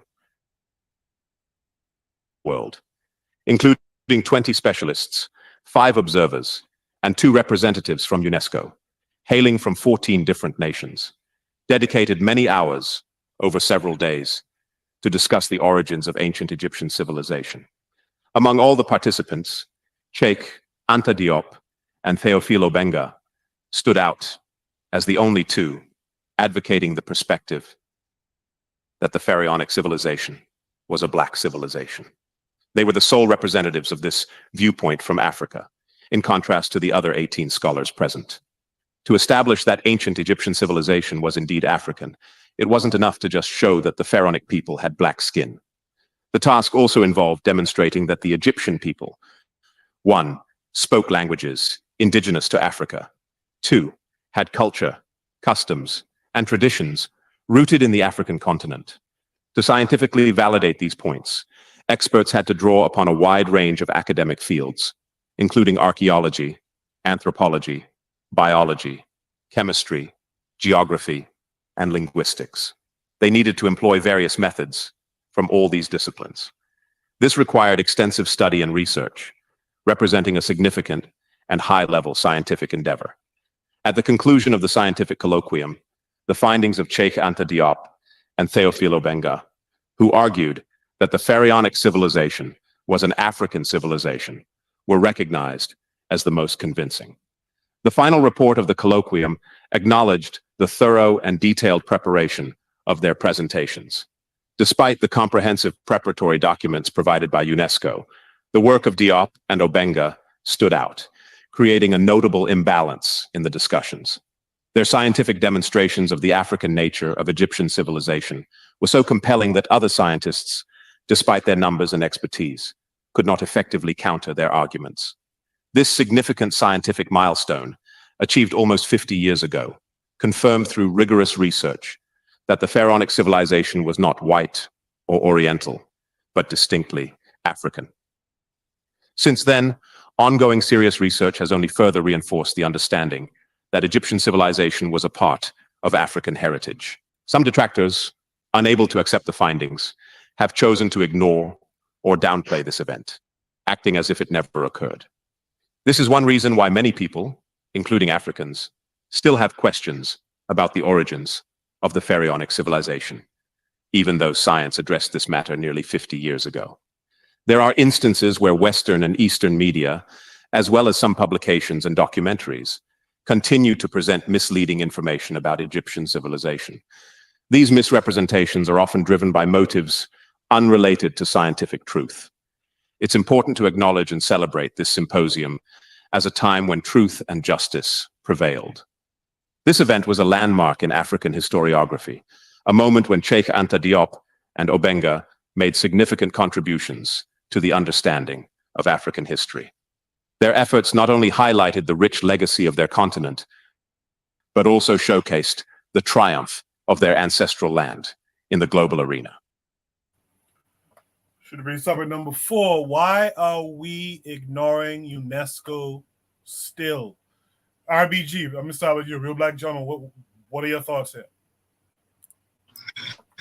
Well, I mean, just the idea, the whole idea, the theory that was drawn to me, that basically describes the whole Arabization of the invasion. The fact that, you know, continental people, white people from Europe, or basically Western, you know, that area, basically the two theories that the white people say is basically the same theory, and it's just that theory is just an excuse to backform the presence of the Arab in Egypt right there. That's all I have. That was the one thing that I noticed. The whole the two theories that the white people were saying. I'm gonna pass.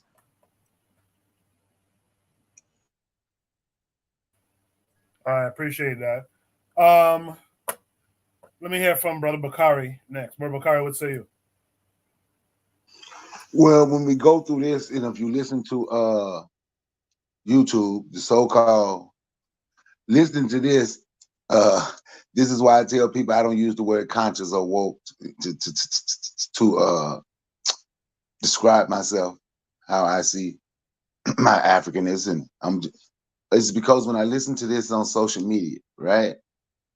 You can just listen to YouTube now. There's a whole group of Black people that consider themselves conscious. They're in the so-called conscious community, which I call the comment community.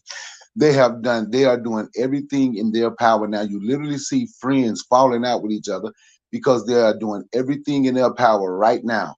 And I would name them, but I don't like to call their names unless y'all want to hear their names. They are doing everything in their power to prove that Theophile Banga and Sheikh Anta Diop was wrong and Egypt was not black. They want to say Egypt was Greek. They want to say it was Arab. I'm sorry, Arab. I apologize for trying to say that shit correctly. Arab. They would say it's anything other than African, regardless of how much information that they have, and it's a whole group of them who just really ignore all of the findings. If you I don't know if y'all ever heard of Smash Rockwell. Do y'all remember a group back in the day, a rap group back in the day called the Hieroglyphics? They were from California. Yeah. Smash Rockwell was in that group, and he literally have YouTube that they have really fallen out because he go by the rules and he see that Egypt and all of that was black. But you have these, and they want to prove that it's not black. So when you say why they ignoring UNESCO, when it comes to these people on social media, on YouTube, and people that listen to YouTube and somehow have made these people scholars, they would be part of the reason we ignore the findings. They would be part of the reasons a lot of us don't understand that ancient Egypt was black. And not only was it black, if you study, oh my God, I can't even think of his name right now, but he's the only black archaeologist over in Egypt right now doing digs. He had the thing called, he do the tour of the Potomac, Egypt on the Potomac. I don't know if Anthony Browder. Yeah. They do everything in their power to say he has lied about everything he's saying, about everything that he do. But if you study Anthony Browder, you can also see that there's a connection with ancient Egypt and West Africa. But back to the question, social media people will ignore it because somehow these people who ain't never been known for other than a jail in the jail and standing on the corner line have convinced people that they are the scholars. And I'm not saying if you went to jail that you can't be a scholar, that you can't be whatever. That's not what I'm saying. I'm literally talking about these people who have never done nothing but scam people. They have convinced people on YouTube that they are scholars, and ancient Egypt was anything other than black. I even had a guy tell me, y'all don't see, if you read this book, you'll see at least 4 of the pharaohs were Chinese when we thought they were black. So that's part of the reason. I'll get the mic. Bakari, before you go though, you know me, I like to point out the silly shit. So I like the shame. So I think something you said there, I think deserves that. Who are these people who are saying that ancient Kemet wasn't black? You ever heard of a guy named Garfield Reed? And he's been called out for scamming. A guy named Chief X. You can find you can find the Amin Ra Squad. You can find the so-called pseudo killers. There's a whole lot of them who, and they're going around them, and they completely. And then you have the guy named Ghazi and Ghazi, who I used to respect. Now y'all was talking about religion earlier, and I can see with him being a Muslim. Now I see what that religion played a part in his thinking, because he want to say ancient Egypt was mostly Arab and not black. That's what he wants to say. He say the people in ancient Egypt now, the people in Egypt now are the descendants of the ancient Egyptians. But if you look up Mustafa Hefni, who's a black guy from Egypt, he would tell you, if you listen to him, about the black people in Egypt. We just don't see them. They're not put on TV. And I have a friend, Khatib, who's from Egypt, and according to him, If you ever go to Egypt and you go in certain areas, you're not going to see anything but black people. He said, I believe it's more black Africans in Egypt than Arabs. I don't know. I haven't been.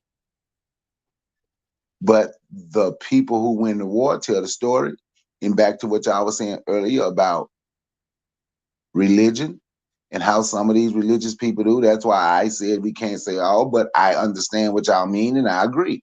His religion of him being a B-Rab, you know, a black Muslim, a B-Rab, a black man trying to be an Arab, make him ignore facts as well.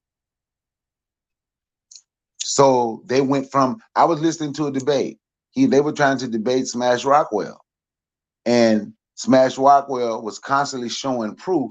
And what they would say when they, well, see, in my opinion, that's what they would say. To prove all of the facts wrong, they would say, in my opinion, in my opinion, in my opinion, in my opinion. But it's a whole lot of them that want to prove ancient Egypt was not black. A lot of them on social media today.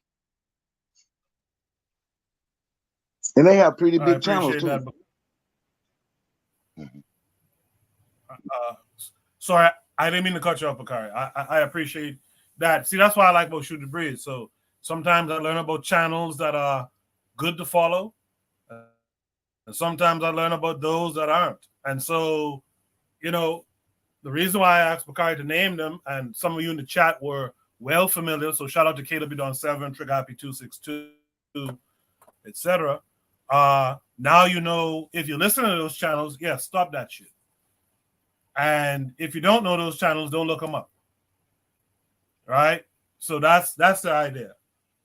You see, behaviors that are not I'm sorry, y'all can look up Smash Rockwell. Yeah. Someone called, I think it was Trigger Happy, said Smash Rockwell is a good channel. So I'm not talking about Smash Rockwell, but all the other ones, Chief X and them who KW Dawn 7 and them are familiar with. Yeah, avoid those types of channels. Anyone talking anything but African, just avoid that shit. So thank you for that, Bakari. Let me go to Jose if he's still there. Jose, what say you? Why are we ignoring UNESCO still? I don't know, man. It's a general thing that we have that we it must be confirmed from the outside before the doubts are gone, and nobody outside of us is gonna confirm that Egypt is us. Really, nobody, you know. But yeah, Anthony Browder is doing good work. Except I have you know, he himself believes in the I believe he's a Democrat, and he believes in the Russian mingling in the elections and all that kind of propaganda, and that has me like because for me it comes on top of this colleague of him, this British guy that made the calendar. I don't know if you guys know of that. And he threatened me with his British mercenary friends while he's a martial art guy, and I'm no fighter, and he's like 2 times my weight, and you know, I had a personal confrontation with him, with this British guy, and since Anthony Browder is in his clique, I'm like, okay, and then what type of person is Anthony Browder? You know, if he is also a diehard Democrat that believes in all the Democrat propaganda, but still, he does good work. So yeah, what I think about us. Yeah, I already said it. It's our general lack of you know, stand our ground. Sheikh Anta Diop has confirmed it, and others, and numerous scientists have failed to prove otherwise. And it's just that it's us, you know. The noses are broken off. There's no reason to doubt, but why are we still discussing these facts? And yes, in West Africa, there are many traces that connect with Egypt. Serer, a population in Senegal are confirmed ancestors, direct ancestors, and you will find monoliths. And I believe we should there should be more people studying West Africa, because there are monoliths to be studied that I suspect have similar connections with the stars. I'm sorry for for how I beword it. My English is not my first language, but there's a lot to study in West Africa that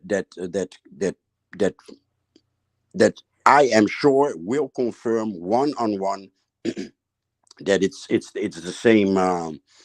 It's us, you know. Even in my own language, Kemet, you know, Kemet. We all know what it means, and in my language, it means exactly that: burnt, right? And what was that other thing that I wanted to say? Yeah, the Senegalese wrestling. You will find people in the carved in the stones that look exactly like that, including all the spiritual things that they get from the marabout before they fight, you know. So of course it's us. It's the whole continent with all these invading peoples. We retreated back into the continent, I'm sure. Even in South Africa, in Southern Africa, you will find people that are directly linked to Kemet. I mean, we descended by the Nile and ended up in the Nile Delta, you know. So we retrieved, as I said, we retrieved back where we came from, and that's from the whole continent.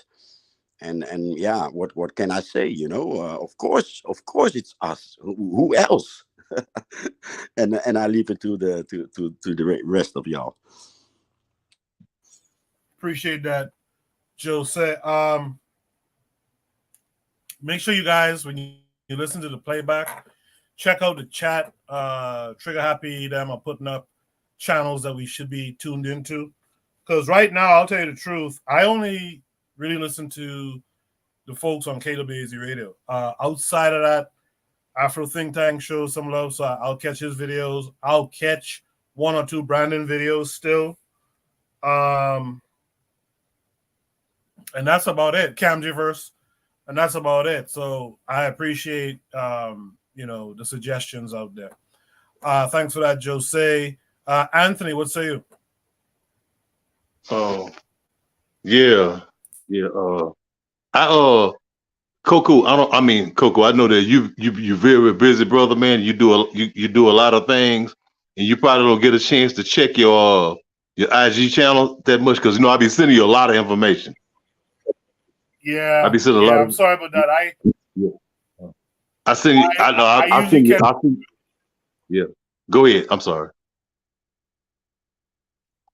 Yeah, but I be sending a lot of stuff.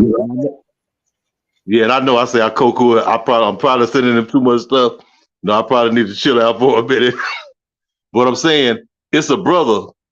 He's from I think he just recently passed and he's from Senegal, and he was a student of Dr. Sheikh Achijio, and his name was, I can't remember his last name, but I know his first name was Abubakar. But anyway, he got a whole book. And I put it on Instagram and I sent it to you. And it was about migrations from the Nile Delta, from the Nile region, from ancient Kemet to West Africa. He was talking, and he was going through details like several migrations. Like from the 5th century, and on and on. Okay, we talking about if we go back to ancient Kemet. Now we had to know. Now we already know from all of the studying, all of the work that we did, that the original people were black people, African people. But there was a time like around 2000 BC, somewhere in that area, where people from these Eurasian people from Western Asia, came into North Africa. They spread across North Africa to places like Libya, was not Libya, Algeria. These places like these people who the European, they call them Berbers. They call themselves Amazigh people.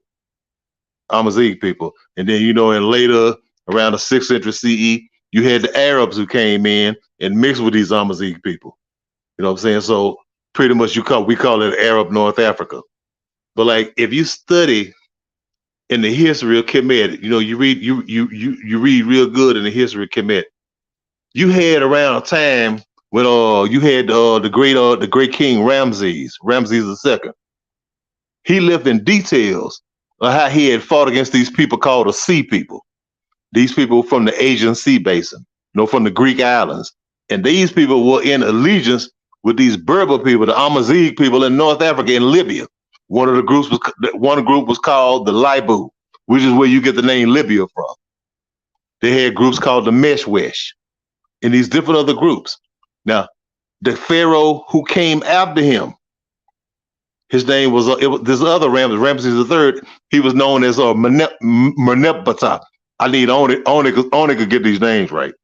His name was Merneptah. Merneptah. I think it was Merneptah. Okay, and he wrote about his victory against these people, how it almost destroyed Egypt. He had to put everything he had to put into it to save Egypt. Where these Sea people and where these Berber people had invaded the Nile Delta. They invaded the Nile Delta.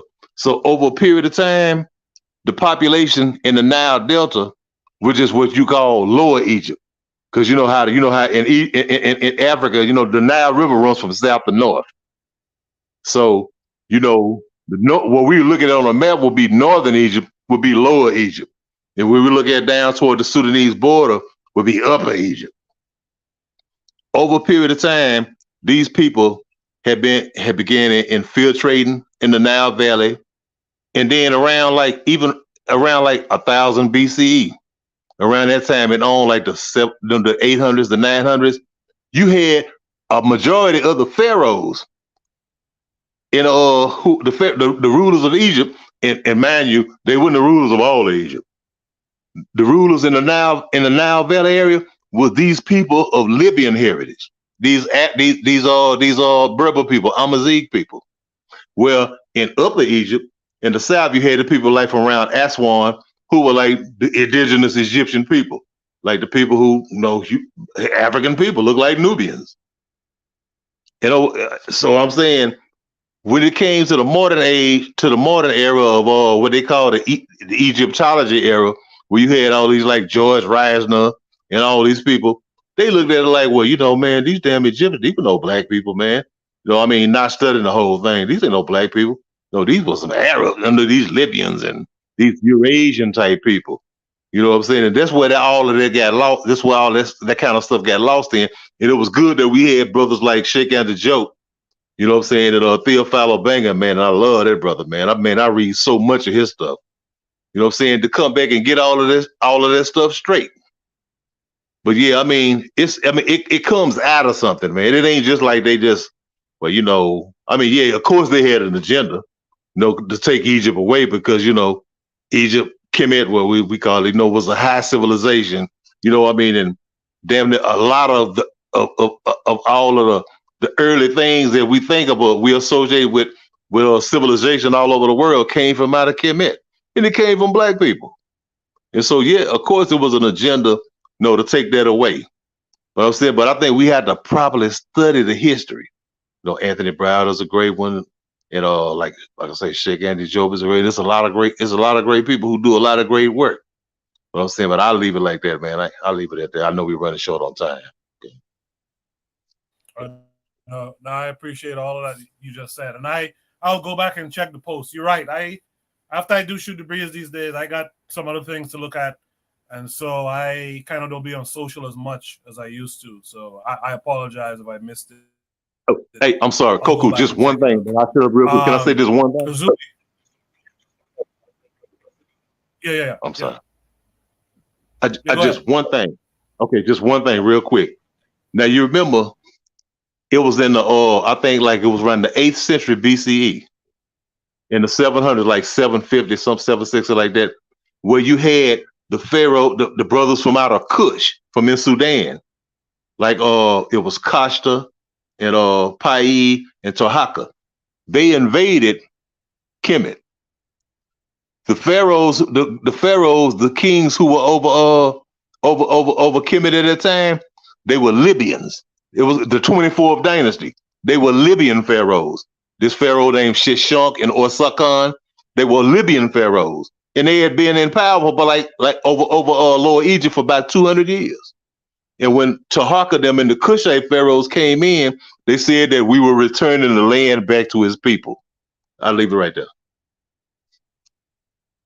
Appreciate that, Anthony. Appreciate that. I saw something in the chat from Trigger. I just had to point it out quickly. He said the map isn't of our orientation, which is something we should all know.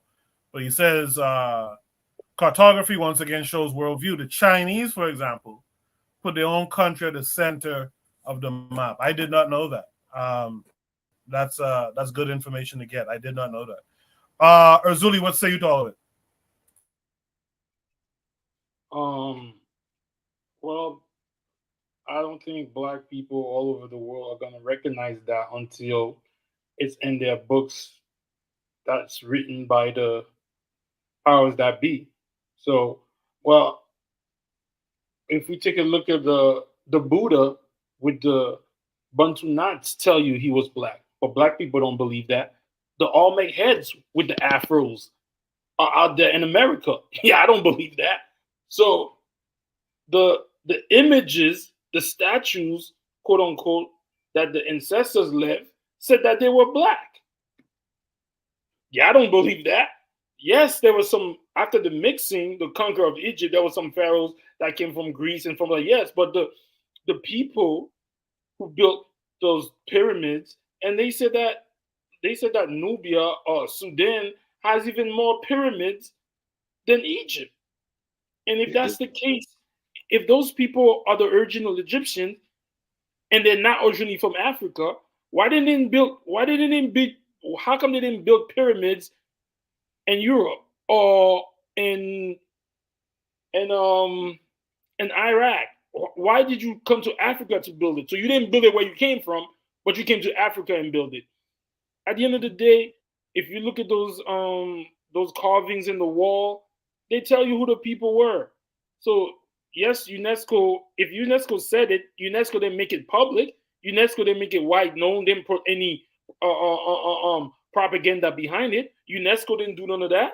So UNESCO probably did do it, and it kept it among a certain group of people. And again, let's go back. Africa, the so-called cradle of civilization, all these countries, none of them are putting it out. The Ghanaians are not doing it. They're not doing that. Nobody. The people I'm not talking about the people, I'm talking about the people in charge, the governments of the countries in Africa are not making an effort to put this out. So the Buddha has been to knots. The Buddha has elongated ears. Who till this day have those things? When you look at we don't need those people to tell us that. We see black people still have locks. Black people who still have Bantu knots. Black people still elongate their ears. Black people still have big noses. The evidence is out there. It's in our DNA. That's why we keep doing those hairstyles. What's the people with the red? The red tribe in Africa. I forgot their name, but they continue with that. Who wears more jewelry than the motherfucker? Black people. And then that's why I think in a way they demonize, like when the black boys do the high tops, they do the locks, they do the double twists, because that's our DNA telling us who we are. Because those are those people. If you look at some of those drawings and stuff like that, you see people with cornrows, you see people with locks, you see people with afros. All these people, all those Arabs now that are in it, they don't have none of those. Show me an Arab with locks. Show me an Arab with cornrows. Show me an Arab that reveres the snake. Show them to me. But again, the walls tell us who were the original people. I'm not going to say that they didn't mix with some Romans and stuff at the latter part, but I will say that the people who were there before, to me, just like I believe the people who are here in America, the first ones were us. But some people say, hey, you are hating, but whatever. So UNESCO probably did put it out, but nobody got under it to make it popular. Like the Sudanese didn't do it, the Ghanaians didn't do it, the Nigerians didn't do it. Nobody's doing it. Look at this. Look at the skin complexions in there. Look at the afros. Who has those? I guess they get overwhelmed by National Geographics and all that type of probably all that type of programming. And at the end, I when you're all done, I want to add something too. No, go ahead. I'm done. Go ahead. You could go. I'm done. Yeah. Okay. To continue what you are saying. There is suspicion that there are pyramids in Yugoslavia, but that's what I want to add. There's something. There's more suspicious stuff in that area in the southeast Europe, and in the rest of Europe, even here, this Sinterklaas, Sinterklaas and Black Pete. This Black Pete in Belgium and the Netherlands. At the end of slavery, they turned Krampus. It was Krampus, some sort of demon. They turned it into a black man, right? Because that's how they are. I mean, I live here and I know Dutch people, and they are like, yeah, they are like bullies, really demonic bullies to the level of demonic, right? So at the end of slavery, they made it was a demon, Krampus. And they made it a Black Pete, right? And this Krampus figure in Germany, in Eastern Europe, or rather southeastern Europe, they have these festivals, and they don't know where it came from. Well, in Senegal, you have this figure called Kankoran, and well, damn, doesn't Kankoran look like Krampus, right? Hairy, with all those. What I'm saying is not only was Egypt black, but I suspect in a very wide range around Egypt was also black. I mean, I even suspect that Stalin he killed a lot of supposedly farmers in the south, right? In the southern USSR members, and yeah, why not? Why not suspect that those were black people? Why not? Why not suspect that those are traces? Everywhere in Turkey there are black Turks, and they say, yeah, it's slavery. In Palestine there are black Palestinians. Yeah, they are there because of slavery. In India there are black 200 million black people. Yeah, slavery. No. We were indigenous, and we were wiped out. We were wiped out. This vampire figure in Yugoslavia. I forgot what his real name is. Who used to pin people on poles. Vlad the Impaler. Yeah. Who were these people that they killed? Those crusaders. Who were those people that they killed off? In each one of those cases, me personally, I think that's how we disappeared from those regions, and that's it. All right. Let's hear from Buana, and then of course after Buana, let's hear from Oni. Go ahead, Buana. Okay, so this is how I would do this. So I'll work backwards. So when Jose said that Krampus was image and idea that they stole from Africa, when he says that, I am reminded by this European painter called Pablo Picasso. Pablo Picasso took a lot of African images, the things that he would have saw in Africa, and he made paintings of these things. And then he didn't subscribe to I got this from an African person who molded this particular thing. He didn't attribute to that, but he stole a lot of that culture and he put it in his pictures and artistry and sell it for a couple $1 million. So I find it to be funny how you relate the Krampus image to an African imagery that he probably would have seen in Senegal. That's the first thing. The second thing is I want to touch on what Erzuli said. Now, I tease Erzuli a lot in terms of when he references the whole "we was here first" idea. But where I would give Erzuli credit is that I have physically seen, there's a guy who has a YouTube channel called Ace Live. He's a Haitian guy out of South Florida. He went to Mexico and he went to the different museums in Mexico and he was showing the images of the statues that was in Mexico BC, thousands of years ago in Mexico. And if you see some of the statues, they look like Black people, really and truly. You have to check it out for yourself. You don't believe me? I want your brothers and sisters under the sound of my voice to do their own personal research. Go to Ace Live when he traveled to Mexico and when he went into the museum and the statues that were there, they were African images. So when he say that we was here first, I don't go all the way with him on it, but I understand what he means because there were Africans who I believe who reached this side of the world way before Christopher Columbus. I believe that to be really believe that, and that's why Ivan Van Sertima would have put that in his book. Okay, so I just really wanted to touch there. In terms of Anthony McFall and what he said, I really appreciated his commentary because you could tell that he is a student of Egyptology. You could tell that he's a student of this information. And I'm when he mentioned Tahaka and the fact that there was a Libyan kingdom before Tahaka came, I didn't know that. And that was something that he kind of really elucidated the idea of this Black king coming into power into Egypt. Because I knew about Tahaka, but I didn't know about the Libyan control over that area, and the fact that he spoke of the specificities in these kinds of things. You could tell he really did a whole lot of review on the information. But in terms of the prompt itself, let me address the prompt itself. Because there is a battle right now in this whole Egyptian world.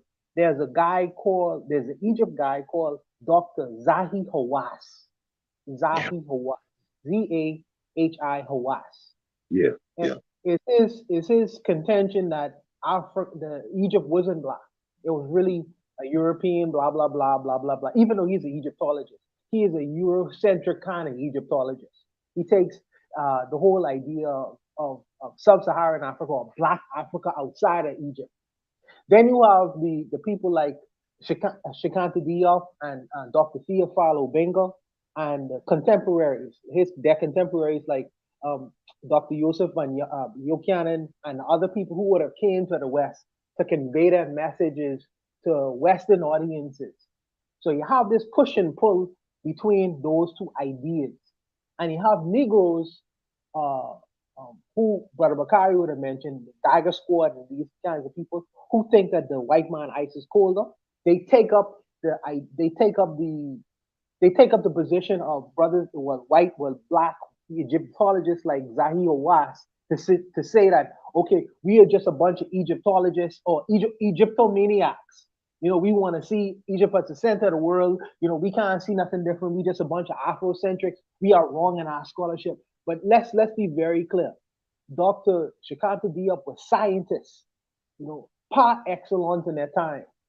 And see, there are some black men who don't believe that black men can be scientific or professional or at the top of their craft. Who are they to question white men? This is what some black people believe. Who are they to question black men? Because in doing that, we are turning the world on its head.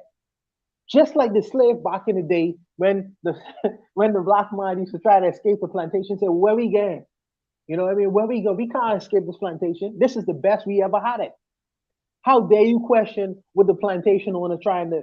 So these guys don't believe in free thinking and freedom, or the black man can actually have an idea that's original, or to be superior to any white kind of thinking. These are these kinds of Negroes is running around here, and they unfortunately they proliferate things like Sonetta TV and all these other things. Also, you got to remember now, people with these kinds of there are some brothers who are following the money train. So they take up these kinds of different kinds of things with the algorithms and following ideas of Hebrew Israelite and all these other things, these ridiculous theories, because they pay in bills.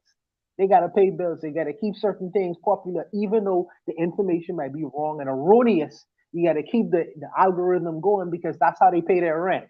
So you can't really take them seriously because really and truly they are what I consider to be mercenaries. But even within that, they're always going to be the good with the bad. You have the students of the Ben Buchanans and John Henry Clarks and the Theophilo Bingham. You have Jabari, brothers like Dr. Jabari Osaze.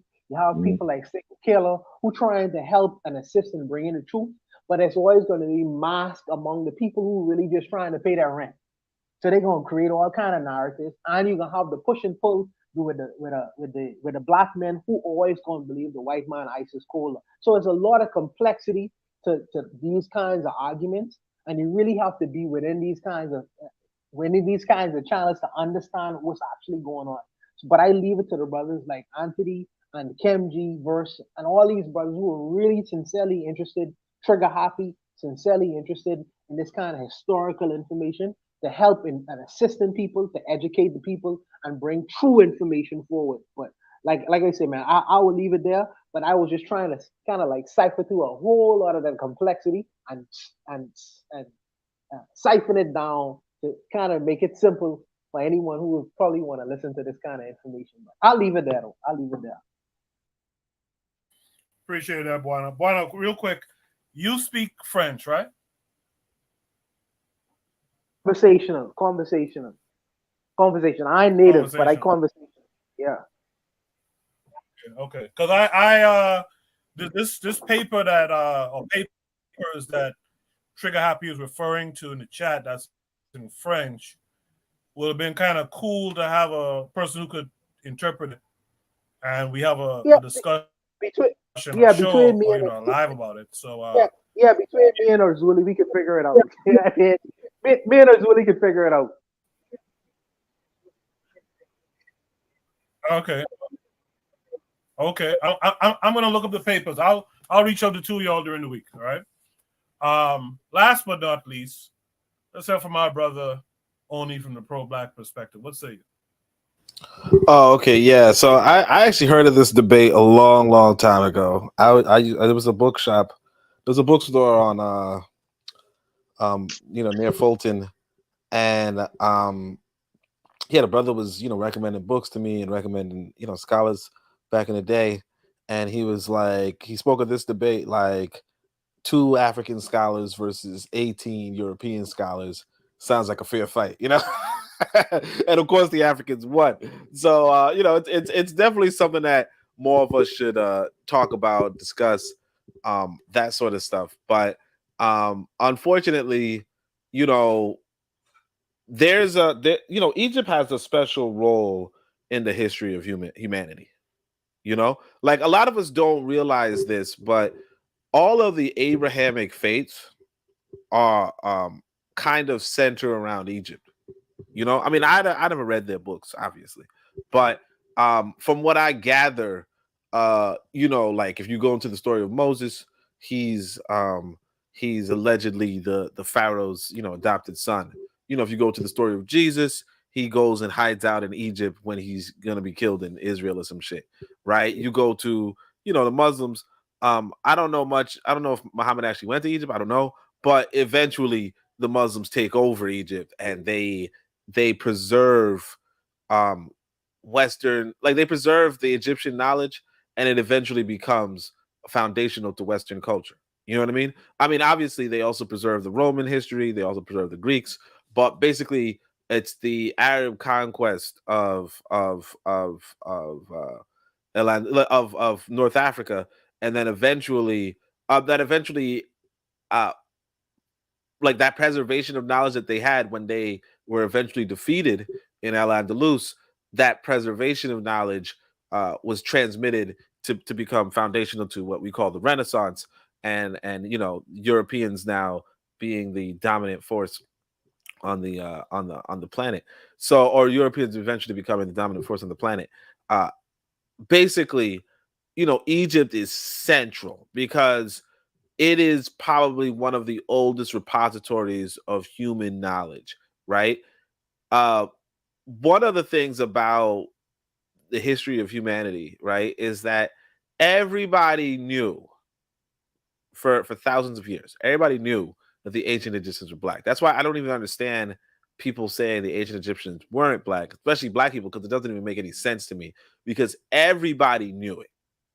Okay, everybody knew it. And it's in the Bible, for crying out loud, right? Like it's literally one of the more popular stories of the Bible of the Old Testament is the story of Noah, and Noah has 3 children, and his children are Ham, Japheth, and Shem. And everybody like most people would say, hey, you know what? Those describe the 3 races known in the ancient world, right? The Hamites, the Shemites, the Semites, and the Japheths, right? Whatever the Hamites, whatever the Shemites, the Semites, and the Japhet are, who knows, right? But who the Hamites were clearly African. And how you know this is because the children that are named from the Hamites, right, are Cush, Mizraim, Palestine, obviously, and no, Canaan, right? Canaan, and so on and so forth, and Phoenicia, right? And if you look at those those children names, you realize those are kingdoms. Those are ancient kingdoms, right? Now you then kind of extrapolate that the children of Japhet and the children of Shem are also ancient kingdoms, but nobody knows who those kingdoms are. But we know, or not that nobody knows, but you know, it's just, they're all old names, so you're not really sure. But Cush, you know what I mean? It's plain as day, right? Black. Mizraim was Egypt, plain as day.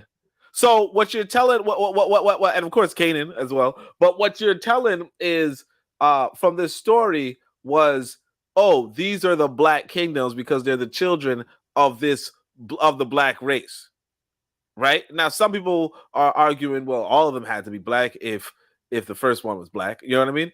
But that's not. I don't think. I think it's allegory. I don't think you should take it too literally. I think it was more of a historical lesson. You know, whatever. My point is this: in regards to Egypt and what have you, right? Martin Delaney. Okay, no. Matter of fact, it was David Walker. David Walker outlines, oh yeah, how Hannibal was black and how Egypt was black. Okay, David Walker writes his book. This same book, which is actually that bookstore was telling me to go read David Walker, right? But David Walker was writing this book before Nat Turner even did his revolution. In fact, some people think that he inspired Nat Turner. The point is that David Walker, 1850 something, 1840 something, is talking about a black Egypt. Okay, and this is a man who was enslaved, right? Everybody knows that Egypt was black. What happened was white folk had a political interest in not saying that Egypt was black because they were trying to say that black people are inferior. That's it.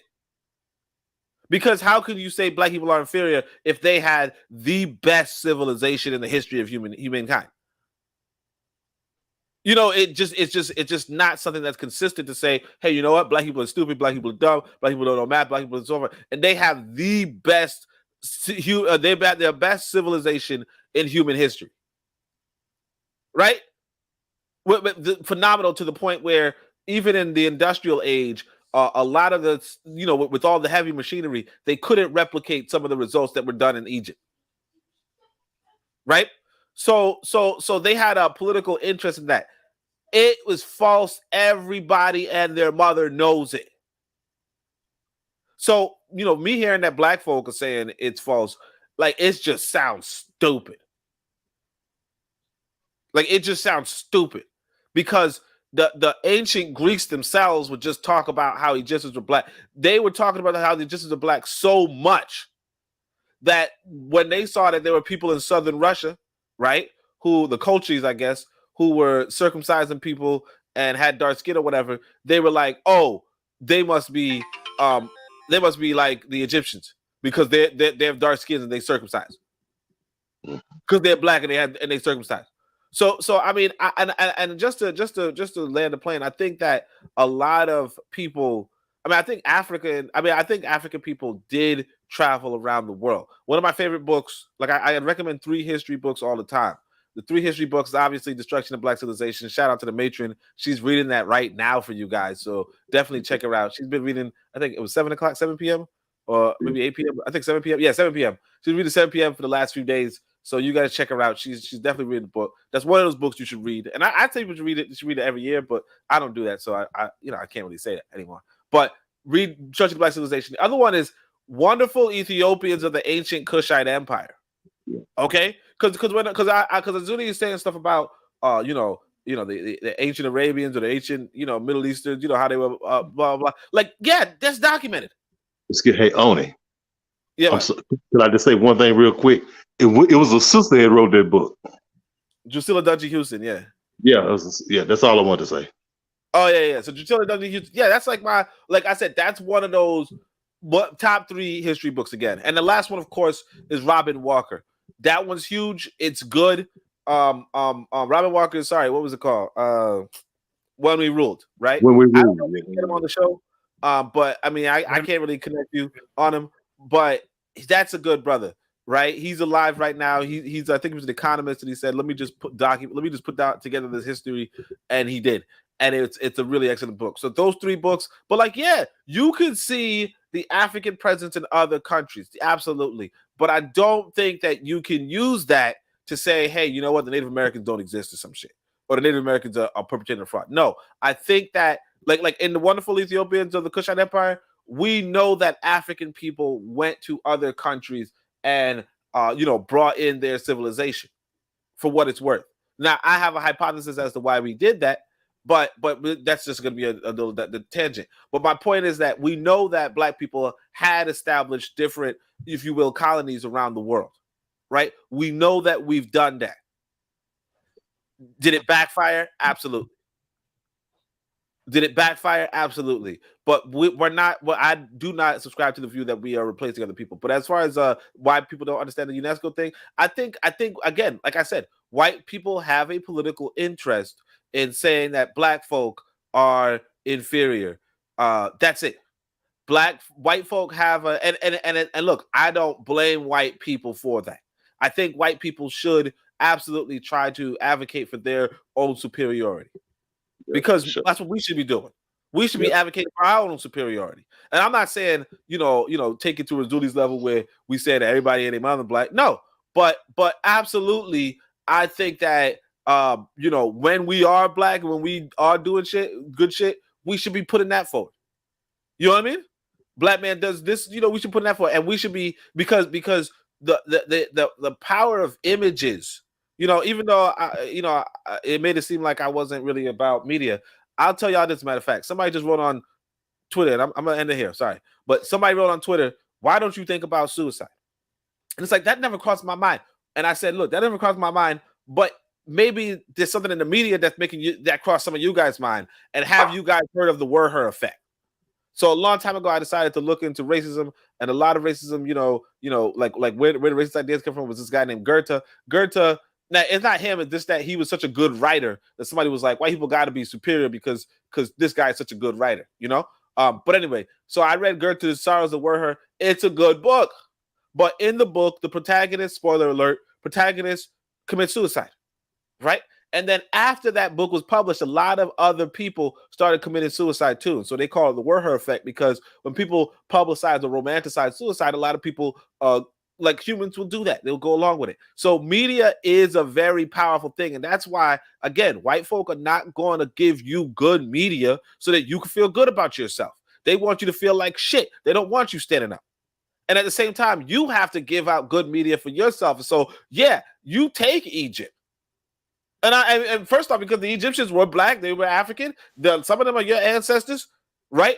But also, like, take it. It's the best fucking civilization on the planet. That's it.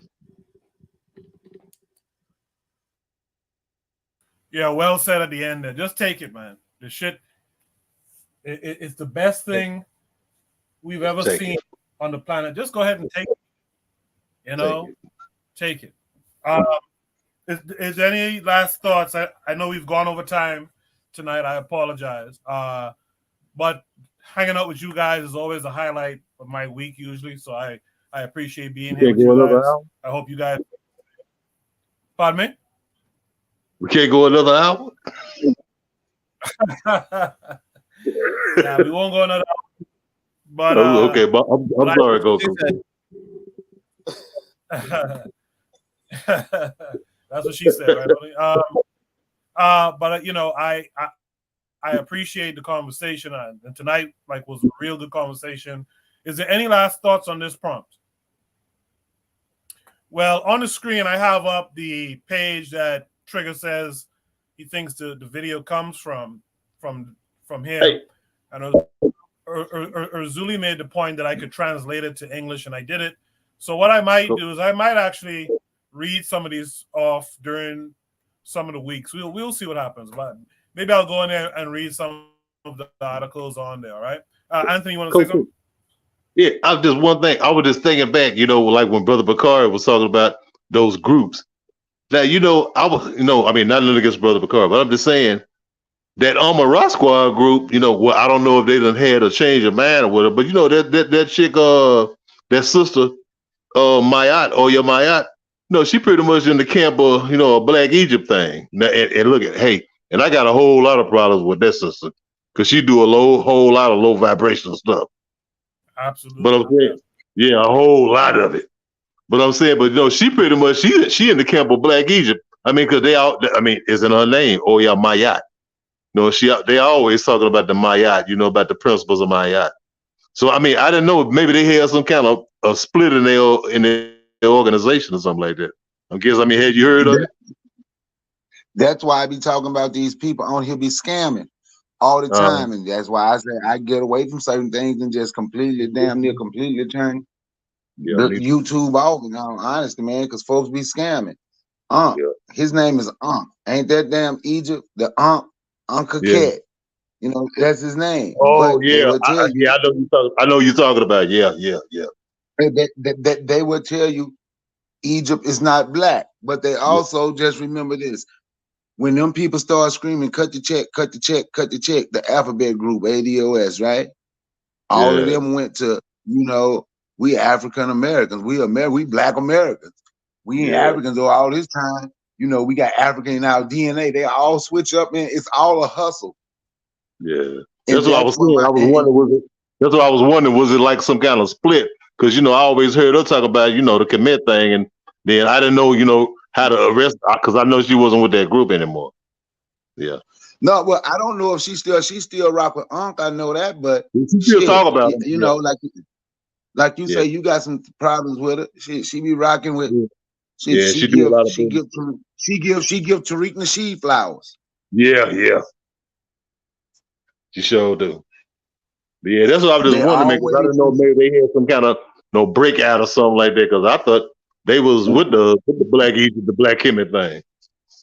They insult all the black people that came before them. God forbid if you mention Dr. Sebi. Oh my Yeah, goodness. Ooh, if you really want to hear her and Unc and them go in, mention Dr. Sebi. Not just yeah. saying Dr. Sebi was right about everything, but I know he was right about some things.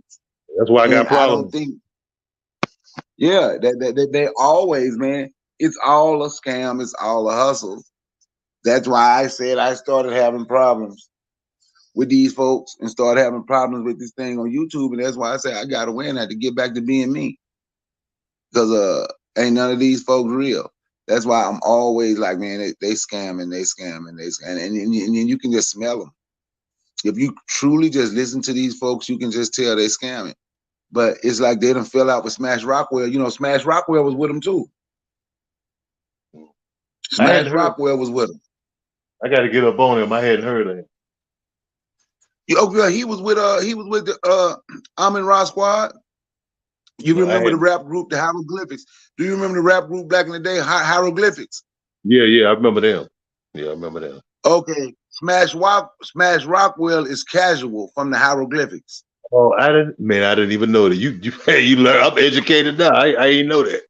Yeah, he said he been studying this his whole life with his with you know, since he was little. His mama and everything they've been teaching him. I think that's what he said. His mama. Yeah, he started. He said he studied Nubia. Yeah, I know they came out of the Wapian man. He really studied on it. Yeah, that's where Unc come from. That New Wapian thing. They all they're all hustling. All of them. This is why, you know, I'm Black YouTube, and I'm gonna say this, and then we can pass the mic. And Black YouTube, for the most part, is 98% failure. I'm just being honest. YouTube could have been great, but Black YouTube, as far as I'm concerned and what I see, that's why I say I had to start going to different places, seeing and doing different things, because it's like 98% failure. It really showed Black people mentality and how we feel about one another and how we willing to scam one another and how we have the utmost respect for white folk and anybody that ain't Black. Yeah, to Afro Native World. I used to be into Dr. Mayat for a while there, but like Anthony is saying, and I think Bakari might be saying as well, but Anthony mentioned it squarely. She talks a lot of along a lot of low vibrational viewpoints, man. I forget what it was I was listening to, and I was like, God, I can't believe this is a conscious channel. I forgot what it was. That wasn't that long ago, too. Maybe last year or the year before, and I just couldn't believe it. So, you know, I'm sure she does. You know, it's like it's kind of this human thing, right? That I have an issue with sometimes. It's like, are we gonna be what's the word? Are we gonna you can't be wishy-washy, you know? Yeah, you can't be wishy-washy, flip-flopping. You know, it has to be to elevate. That's my thing. And then to come back and kind of give props to some low vibrational stuff, I'm just not cool with that stuff. But anyway, does anyone want to shout out anything this week? Let's start with Jose. Jose, what you want to shout out this week? Shout out to you, the panel, and the chat. Appreciate that. Appreciate that, Jose. Thanks for coming through. RBG, what you want to shout out this week?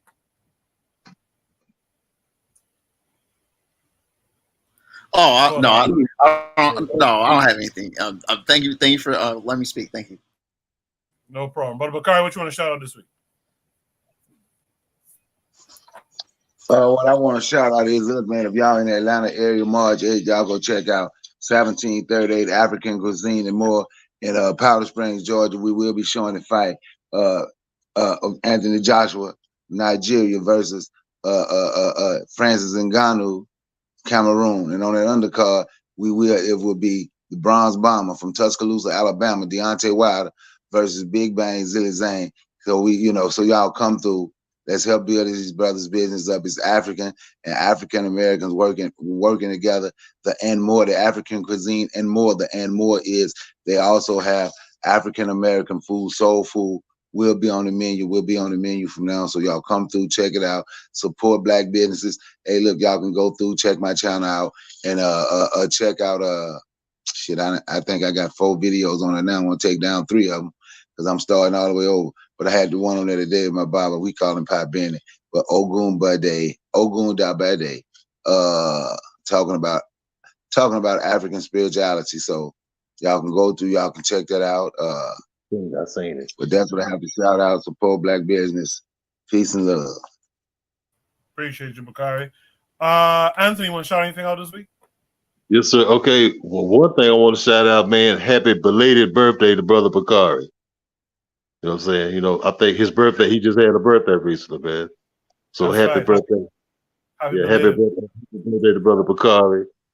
And I want to shout out the Bitter Medicine Podcast and KWAZ Radio and all us, man. You know, all us, because we brothers and sisters, we family. And I want to say thank you for us coming together and normalizing disagreeing to disagree. You know what I'm saying? We could all have a different opinion, but we ain't got to fuss and fight. We ain't got to call each other out their name. We ain't got to act like no high school children. You know what I'm saying? We could disagree to disagree. We need to normalize that. Hey, I don't agree with that, brother, but I still love you. I don't agree with that, sister, but I still love you. And I'll leave it right there, man. And let me say one more thing before you pass. I'm gonna give a shout out to myself for not cussing the Zulu out this week. He actually said some stuff I agree with. That's what I was talking about. That's what I said. Bakari and Zulu didn't get into it. Boy. I've been going through my self-reflection. I've been talking to. I had to go through certain things. I ain't doing that no more. I ain't got to have that chip on my shoulder no more. Bakari, at the end of the day, Bakari, we brothers, man, and we love. Hey, I love Brother Bakari. I love Brother Koku. I love Brother Erzuli. You know, and Brother Buana and Black Steel and Pro Black Perspective. And I forget, one other thing. I just put my order in for the Book of Power, so it'll be coming next week. Oh, shout out! Okay. I promote it all the time on my IG channel. Yeah, yes, he does actually. You'll be surprised. Anthony shouts out all the shows on his channel, like all the people that we are mutuals with, like Nine Obafemi and stuff like that, who I plan to have on in the next week or two. Also, Bakari, good interview today. Send me the brother's info. I'll connect with him. Hey, Koku. I connected with that sister. I'm sorry. I connected with that sister, African Unification channel, and I told her about our channel and everything. And I asked her, did she want? She said she want to connect. Yeah, I put it on your I put it on your IG site. Yeah. I sent her a note. I didn't hear back from her, but I'll follow up with her now. Yeah. Okay. All right. Pro Black Perspective. Oni, you want to shout anything out this week? Yeah, I want to shout out my woman in Tanzania. I'll do that because I'm hungry as a mofo right now. She used to cook for me. I don't know if y'all know. Like, I don't know, man. I started eating ramen noodles and stuff. I don't know, man. I can't be living this life, man. I need a wife. I'm sorry. So I'm gonna try to get back out to Tanzania just so I can eat again. Like food, guys. Come on, get the head out of the gutter. All right, you know, Rastaman don't do that. No, I'm joking. I'm just messing. All right. I didn't know past cook bros have women cook for them. We didn't know that's what you paid for. We thought it was something else, I guess. We appreciate you though. Thanks for coming through. Only you have a show in the morning? Oh yeah. This show's gonna be pretty good. So we're gonna talk about Dessalines' speech. Obviously, it's not gonna be the direct French translation, but he speaks about this situation in Martinique and Guadeloupe, right? A lot of us don't know about this, especially since we were talking about Guadeloupe last week, matter of fact. But a lot of people don't know that they also tried to do a revolution, and they kind of didn't include the mulattoes. Okay, so it was just Africans, and then they lost, and the French like some of the leaders, the French like blew them up, exploded them on a whatever, right? And so Dessalines was moved by this, and that's part of the reason why in the Haitian Revolution they used mulatto. So in this speech, he talks about it, and I'm gonna just try to read over the speech and just go over that with y'all. But it's pretty interesting, history. Appreciate that, Oni. We'll tune in. Last but not least, Buana, what you want to shout out this week? Yeah, first of all, let me say, happy birthday to Uncle Bakari. I didn't know it was his birthday. I know he's going to nightclubs. He'd be going out to a lot of nightclubs. I hope Brother Bakari ain't going out to nightclubs in his members only jacket. His members only 1987 dyed jacket on. Trying to get chicks and shit. You gotta. But happy birthday, Uncle Bakari. Happy birthday, brother. Yeah, happy birthday. Also, let me say, oh yes, the Matrix, the matron, and also Uni from time to time. They are introducing the YouTube to Black audio books. Black audio books are extremely important in an age where people don't read books anymore. So the fact that these people are taking their time out to read books that we consider to be a very, very important book, you gotta. The matron is my hero. Yeah, Buana seemed to have fallen off. Buana. Yeah, y'all can hear me? I don't know. I can hear you now. Yeah, go ahead. Yeah. So what I said is the matron and Oni are introducing the YouTube world to Black books, which we consider to be very important. We don't have audio books out there like we need to. These books are, we consider in the Black community, in the Black world, very important. And the fact that they're taking their time out to do it, we need to support that. So, if you can support it financially, throw a hand to the matron for reading these books. Throw some money in Oni direction for reading these, what we believe to be very important books, because we don't have any audio books, and the young brothers and sisters, since they don't read anymore, they would listen to the audio books. And the fact that these people are spending their time to do that, throw a hand if you could in their direction financially, if you could. I ain't saying break the bank, but just give them your financial support if you can, in support of them introducing the Black world to audiobooks, because we don't have a lot of these things out here. Lastly, I would say shout out to everybody who contributed on the panel. Everyone did well in giving their insights on different kinds of things. Very, very insightful. Nobody threw a blow. Nobody fight. It was extremely peaceful tonight for the brothers. And I think that we did a good job tonight in introducing our version of good information to the world. So I would just stop it there. And I would say you all be safe, brothers, until next week. And this is the way it should always be. Absolutely. Absolutely. I want to thank everyone for hanging out. Azuli, you heard that right? Azuli, you heard that. This is how it should always be. Azuli. Us working together, man. If we got to follow this talk. Yeah. I'm sorry, Coco. No. It's good. Yeah. We should be having conversations, not arguments. We thank family, everyone who was on the panel family. tonight. Absolutely. Thank everyone who was on the panel tonight. We had a new guy, Kofi the Critic, was with us tonight. Thanks to him. We had a few new people out in the chat. I didn't shout out the forecast. He was out there. Sister Raw was out there. And someone else I think I missed. I thought shout out today, man. Oh, okay, good. Good. So shout out to everyone who was there. We'll be back next week. I'll make sure I can be here next week with you guys to hang out. Here's what I'm going to shout out this week. I'm going to shout out what a lot of you guys were talking about earlier, which is this group right here. Perfection.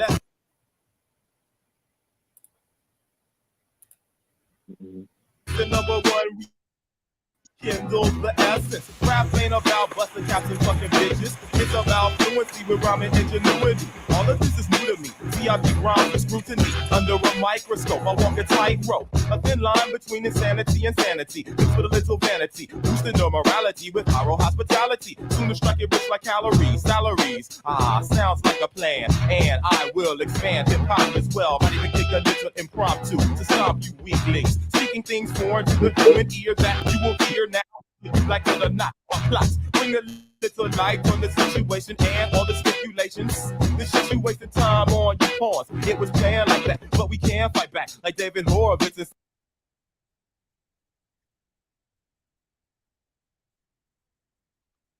We'll get a lot of them talking about that good stuff.